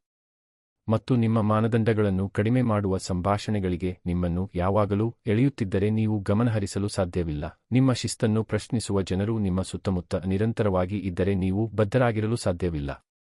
ಆರಾಮ, ಗೊಂದಲಗಳು ಮತ್ತು ನೆಪಗಳ ಸುತ್ತ ನಿರ್ಮಿಸಲಾದ ಪರಿಸರದಲ್ಲಿ ನೀವು ಬಲವಾದ ಜೀವನವನ್ನು ನಿರ್ಮಿಸಲು ಸಾಧ್ಯವಿಲ್ಲ. ಅದು ಕೆಲಸ ಮಾಡುವುದಿಲ್ಲ, ಮತ್ತು ಆಳದಲ್ಲಿ ಅದು ನಿಮಗೆ ಈಗಾಗಲೇ ತಿಳಿದಿದೆ. ನೀವು ಹೆಚ್ಚು ಸಮಯ ಕಳೆಯುವ ಜನರ ಬಗ್ಗೆ ಯೋಚಿಸಿ. ಅವರು ನಿಮಗೆ ಬೆಳೆಯಲು ಸವಾಲು ಹಾಕುತ್ತಾರೆಯೇ? ಅಥವಾ ಇದ್ದ ಹಾಗೆಯೇ ಇರಲು ನಿಮಗೆ ಅನುಮತಿ ನೀಡುತ್ತಾರೆಯೇ? ಅವರು ಆಲೋಚನೆಗಳು, ಗುರಿಗಳು ಮತ್ತು ಆತ್ಮಗೌರವದ ಬಗ್ಗೆ ಮಾತನಾಡುತ್ತಾರೆಯೇ? ಅಥವಾ ಅವರು ಸಮಸ್ಯೆಗಳು, ಇತರ ಜನರ ಬಗ್ಗೆ ಮತ್ತು ನೀವು ಅವರೊಂದಿಗೆ ಸಮಯ ಕಳೆದ ನಂತರ ಮುಖ್ಯವಾಗದ ನಿರರ್ಥಕ ವಿಷಯಗಳ ಬಗ್ಗೆ ಮಾತನಾಡುತ್ತಾರೆಯೇ? ನೀವು ಅವರೊಂದಿಗೆ ಸಮಯ ಕಳೆದ ನಂತರ ನಿಮಗೆ ಗಮನ ಮತ್ತು ಸ್ಪಷ್ಟತೆ ಇದೆಯೇ, ಅಥವಾ ದಣಿದ ಮತ್ತು ವಿಚಲಿತರಾಗಿದ್ದೀರಾ? ಇವು ಸಣ್ಣ ಪ್ರಶ್ನೆಗಳಲ್ಲ, ಇವು ನೀವು ಶಕ್ತಿಯುತ ಜೀವನವನ್ನು ನಿರ್ಮಿಸುತ್ತೀರಾ ಅಥವಾ ಸಾಧಾರಣತೆಯ ಚಕ್ರದಲ್ಲಿ ವರ್ಷಗಳನ್ನು ವ್ಯರ್ಥ ಮಾಡುತ್ತೀರಾ ಎಂಬುದನ್ನು ನಿರ್ಧರಿಸುವ ಪ್ರಶ್ನೆಗಳು. ಕೆಲವೊಮ್ಮೆ ಬೆಳವಣಿಗೆಯ ಬಗ್ಗೆ ಕಠಿಣವಾದ ಭಾಗವೆಂದರೆ ನೀವು ಕೆಲವು ಜನರಿಗಿಂತ ಬೆಳೆದಿದ್ದೀರಿ ಎಂದು ಅರಿತುಕೊಳ್ಳುವುದು. ಮತ್ತು ಅದು ಅವರನ್ನು ಕೆಟ್ಟವರನ್ನಾಗಿ ಮಾಡುವುದಿಲ್ಲ. ನೀವು ಅವರಿಗಿಂತ ಉತ್ತಮರು ಎಂದರ್ಥವಲ್ಲ, ನೀವು ವಿಭಿನ್ನ ದಿಕ್ಕಿನಲ್ಲಿ ಸಾಗುತ್ತಿದ್ದೀರಿ ಎಂದರ್ಥ. ಮತ್ತು ನೀವು ಮುಂದೆ ಸಾಗುತ್ತಾ ಇರಲು ಬಯಸಿದರೆ, ನಿಮ್ಮ ಹಿಂದಿನ ಸಂಬಂಧಗಳನ್ನು ನೀವು ಹಿಡಿದಿಟ್ಟುಕೊಳ್ಳಲು ಸಾಧ್ಯವಿಲ್ಲ. ನೀವು ಜಾಗವನ್ನು ಮಾಡಬೇಕು. ನೀವು ಹಾದಿಯನ್ನು ತೆರವುಗೊಳಿಸಬೇಕು. ನೀವು ಎಲ್ಲರನ್ನೂ ನಿಮ್ಮೊಂದಿಗೆ ಕರೆದುಕೊಂಡು ಹೋಗಲು ಸಾಧ್ಯವಿಲ್ಲ. ಈ ಜನರು ಯಾರು ಎಂದು ನಿಮಗೆ ನಿಖರವಾಗಿ ತಿಳಿದಿದೆ. ನೀವು ಅವರ ಸುತ್ತಮುತ್ತ ಇರುವಾಗ ಅದು ನಿಮ್ಮ ಕರುಳಿನಲ್ಲಿ ಅನಿಸುತ್ತದೆ. ನಿಮಗೆ ಶಕ್ತಿ ಬಂದಂತೆ ಅನಿಸುವುದಿಲ್ಲ, ಬರಿದು ಮಾಡಿದಂತೆ ಅನಿಸುತ್ತದೆ. ನಿಮ್ಮ ಗುರಿಗಳನ್ನು ನೀವು ಮರೆಮಾಡಬೇಕಾಗಿದೆ ಎಂದು ನಿಮಗೆ ಅನಿಸುತ್ತದೆ. ನೀವು ಯಾವಾಗಲೂ ನಿಮ್ಮನ್ನು ಸಮರ್ಥಿಸಿಕೊಳ್ಳುತ್ತಿದ್ದೀರಿ, ಯಾವಾಗಲೂ ಆರಾಮವಾಗಿರಲು, ಹೆಚ್ಚು ಪ್ರಯತ್ನಿಸುವುದನ್ನು ನಿಲ್ಲಿಸಲು, ಅವರಂತೆಯೇ ಇರಲು ಹೇಳಿಸಿಕೊಳ್ಳುತ್ತಿದ್ದೀರಿ ಎಂದು ನಿಮಗೆ ಅನಿಸುತ್ತದೆ. ಮತ್ತು ಆ ಒತ್ತಡ, ಅದು ಬೆಂಬಲವಲ್ಲ, ಅದು ಸಲಹೆಯ ಸೋಗಿನಲ್ಲಿರುವ ಭಯ. ಏಕೆಂದರೆ ನೀವು ಬೆಳೆದಾಗ ನೀವು ಜನರನ್ನು ತಮ್ಮನ್ನು ತಾವು ನೋಡಿಕೊಳ್ಳುವಂತೆ ಒತ್ತಾಯಿಸುತ್ತೀರಿ.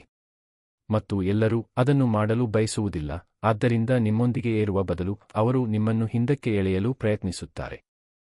ನಿಮಗೆ ಯಾವ ರೀತಿಯ ಜೀವನ ಬೇಕು ಎಂದು ನೀವು ನಿರ್ಧರಿಸಬೇಕು.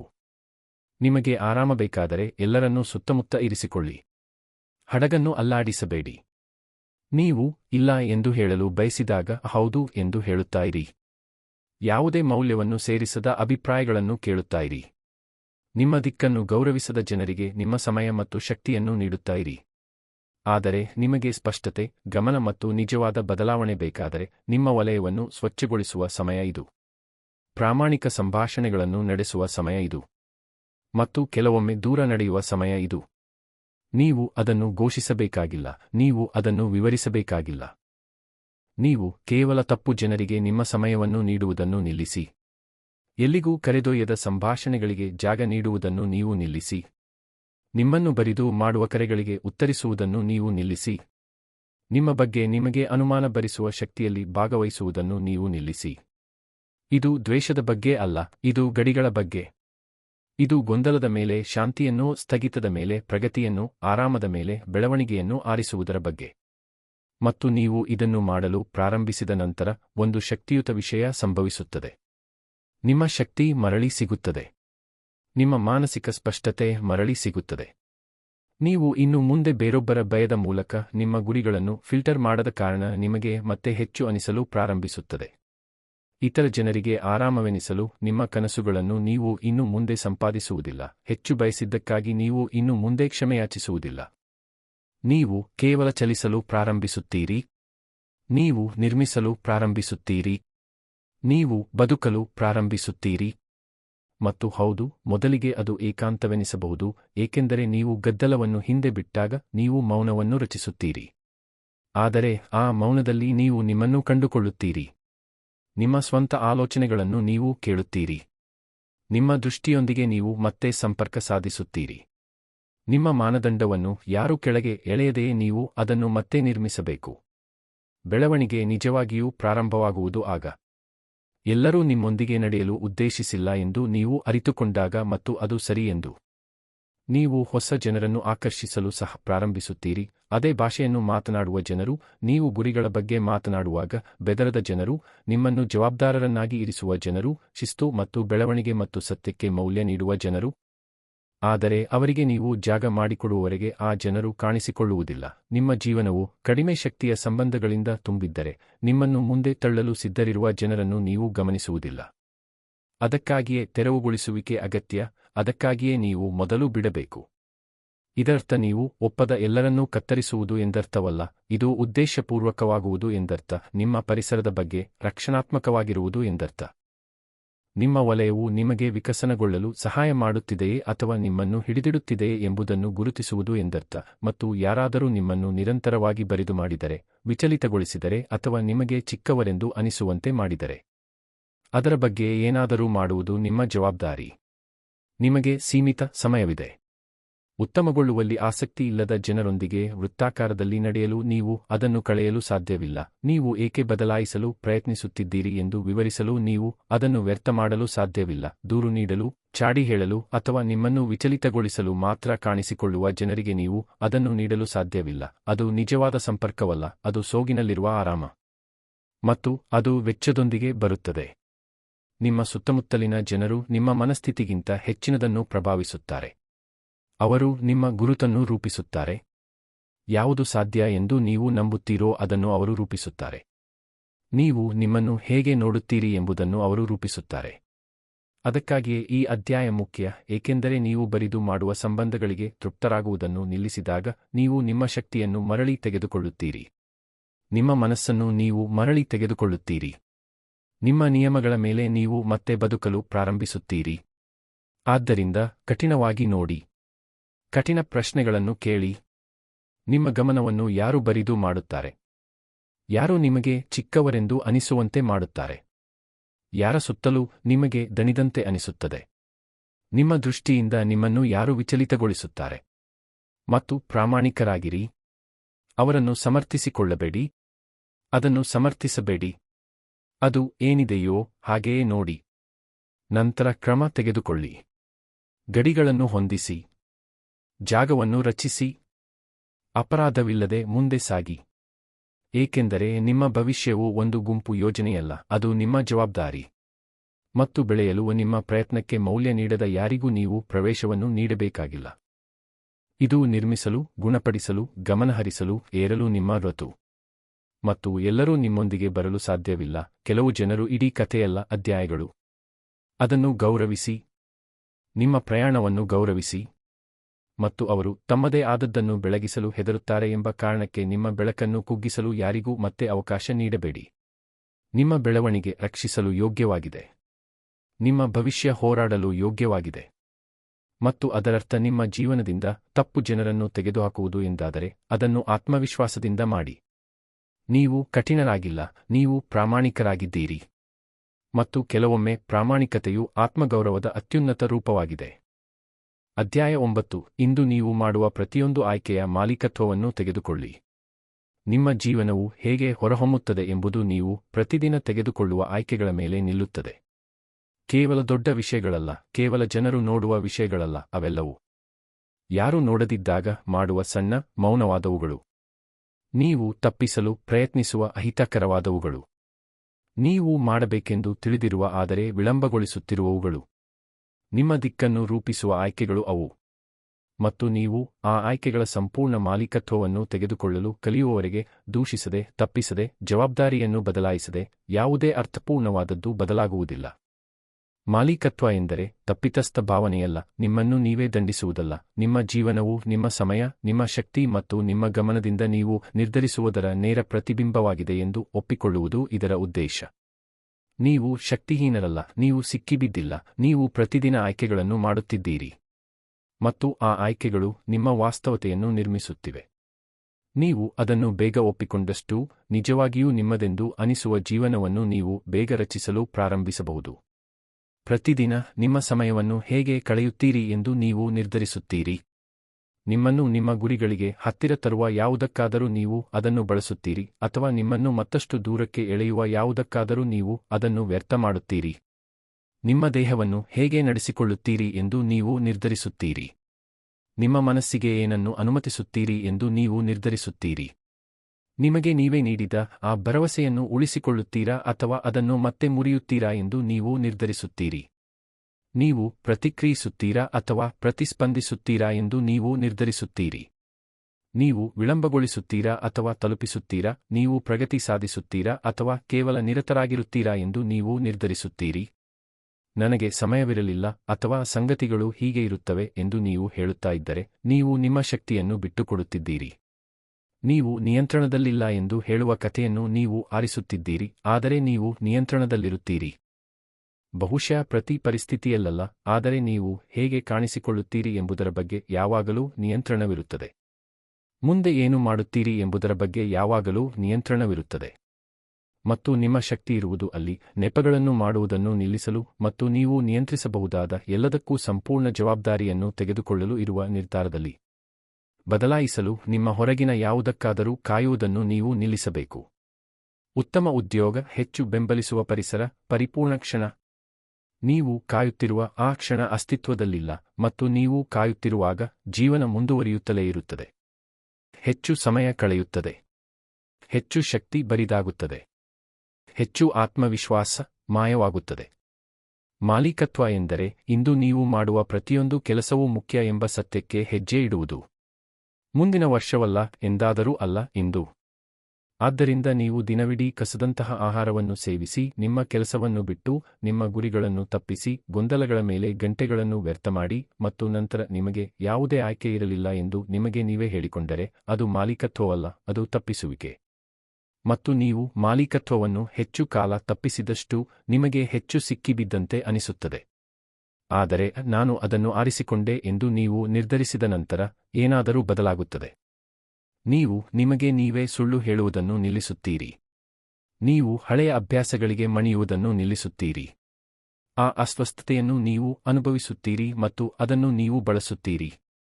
ವಿಭಿನ್ನವಾದದ್ದನ್ನು ಬದಲಾಯಿಸಲು, ಮುನ್ನಡೆಸಲು, ನಿರ್ಮಿಸಲು ನೀವು ಅದನ್ನು ಬಳಸುತ್ತೀರಿ. ಮಾಲೀಕತ್ವ ಎಂದರೆ ನೀವು ಆಯ್ಕೆ ಮಾಡುತ್ತಿರುವ ವಿಷಯಗಳಿಗೆ ಜನರನ್ನು ದೂಷಿಸುವುದನ್ನು ನಿಲ್ಲಿಸುವುದು. ಯಾರಾದರೂ ನಿಮ್ಮನ್ನು ಅಗೌರವಿಸಿದರೆ ಮತ್ತು ನೀವು ಅದನ್ನು ಜಾರಿಬಿಟ್ಟರೆ, ಅದು ನಿಮ್ಮ ಆಯ್ಕೆ. ನಿಮ್ಮ ಬೆಳವಣಿಗೆಯನ್ನು ಬರಿದು ಮಾಡುವ ಸ್ಥಳದಲ್ಲಿ ನೀವು ಉಳಿದಿದ್ದರೆ, ಅದು ನಿಮ್ಮ ಆಯ್ಕೆ. ಮುಖ್ಯವಾದಾಗ ನೀವು ಮಾತನಾಡದಿದ್ದರೆ, ಅದು ನಿಮ್ಮ ಆಯ್ಕೆ. ಒಪ್ಪಿಕೊಳ್ಳುವುದು ಕಷ್ಟ, ಆದರೆ ಅದು ಮುಕ್ತಗೊಳಿಸುತ್ತದೆ, ಏಕೆಂದರೆ ಒಮ್ಮೆ ನೀವು ನಿಮ್ಮ ಭಾಗವನ್ನು ಮಾಲೀಕತ್ವ ವಹಿಸಿಕೊಂಡರೆ, ನಿಮ್ಮ ಭಾಗವನ್ನು ನೀವು ಬದಲಾಯಿಸಬಹುದು. ಇನ್ನೊಬ್ಬರು ಅದನ್ನು ಸರಿಪಡಿಸಲು ನೀವು ಕಾಯುವುದನ್ನು ನಿಲ್ಲಿಸಿ ಮತ್ತು ನೀವು ಮುನ್ನಡೆಸುತ್ತೀರಿ. ಇದರರ್ಥ ಎಲ್ಲವೂ ನಿಮ್ಮ ತಪ್ಪಲ್ಲ, ಆದರೆ ನಿಮ್ಮ ಬೆಳವಣಿಗೆ ನಿಮ್ಮ ಜವಾಬ್ದಾರಿ ಎಂದರ್ಥ. ಯಾರೂ ನಿಮಗೆ ಶಿಸ್ತು ನೀಡಬೇಕಾಗಿಲ್ಲ, ಯಾರೂ ನಿಮಗೆ ಉತ್ತಮ ಮನಸ್ಥಿತಿಯನ್ನು ನೀಡಲು ಬರುತ್ತಿಲ್ಲ, ಯಾರೂ ನಿಮಗೆ ಕಾಳಜಿ ವಹಿಸುವಂತೆ ಒತ್ತಾಯಿಸಲು ಸಾಧ್ಯವಿಲ್ಲ, ಅದು ನಿಮ್ಮ ಮೇಲೆ ಇದೆ. ಮತ್ತು ನೀವು ಬೆಳೆಯಲು ಬಯಸಿದರೆ, ನಿಮ್ಮ ಆಯ್ಕೆಗಳೊಂದಿಗೆ ನೀವು ಉದಾಸೀನರಾಗುವುದನ್ನು ನಿಲ್ಲಿಸಬೇಕು. ಅವು ಚಿಕ್ಕದಲ್ಲ, ಅವು ನಿಮ್ಮ ಫಲಿತಾಂಶಗಳನ್ನು ರೂಪಿಸುತ್ತವೆ. ಮತ್ತು ನೀವು ಪ್ರತಿಯೊಂದರ ಮಾಲೀಕತ್ವವನ್ನು ತೆಗೆದುಕೊಂಡಾಗ ಪರಿಸ್ಥಿತಿಗಳಿಂದ ಅಲುಗಾಡಿಸಲಾಗದ ಅಡಿಪಾಯವನ್ನು ನೀವು ನಿರ್ಮಿಸುತ್ತೀರಿ. ಚಿಕ್ಕದಾಗಿ ಪ್ರಾರಂಭಿಸಿ. ನೀವು ಎಚ್ಚರಗೊಂಡಾಗ ಕೇವಲ ದಿನಕ್ಕೆ ಹೊರಳಬೇಡಿ. ನೀವು ಯಾವ ರೀತಿಯ ಶಕ್ತಿಯನ್ನು ತರುತ್ತೀರಿ ಎಂದು ನಿರ್ಧರಿಸಿ. ನಿಮ್ಮ ವರ್ತನೆಯನ್ನು ಆರಿಸಿ. ನಿಮ್ಮ ನಡವಳಿಕೆಯನ್ನು ಆರಿಸಿ. ನೀವು ಶುದ್ಧವಾಗಿ ತಿನ್ನುತ್ತೇನೆ ಎಂದು ಹೇಳಿದರೆ ಹಾಗೆ ಮಾಡಿ. ನೀವು ವ್ಯಾಯಾಮ ಮಾಡುತ್ತೇನೆ ಎಂದು ಹೇಳಿದರೆ ಚಲಿಸಿ. 2 ಗಂಟೆಗಳ ಕಾಲ ಕೆಲಸ ಮಾಡಲು ನೀವು ಬದ್ಧರಾದರೆ ಲಾಕ್ ಆಗಿ ಮುಗಿಸಿ. ಪ್ರೇರಣೆ ಅಥವಾ ಆರಾಮಕ್ಕೆ ಜವಾಬ್ದಾರಿಯನ್ನು ಹೊರಗುತ್ತಿಗೆ ನೀಡಬೇಡಿ. ಕೇವಲ ಅನುಸರಿಸಿ. ಅದು ಕ್ರಿಯೆಯಲ್ಲಿರುವ ಮಾಲೀಕತ್ವ. ನೀವು ಇದನ್ನು ಹೆಚ್ಚು ಮಾಡಿದಷ್ಟು ನಿಮಗೆ ಬಲಶಾಲಿ ಅನಿಸುತ್ತದೆ.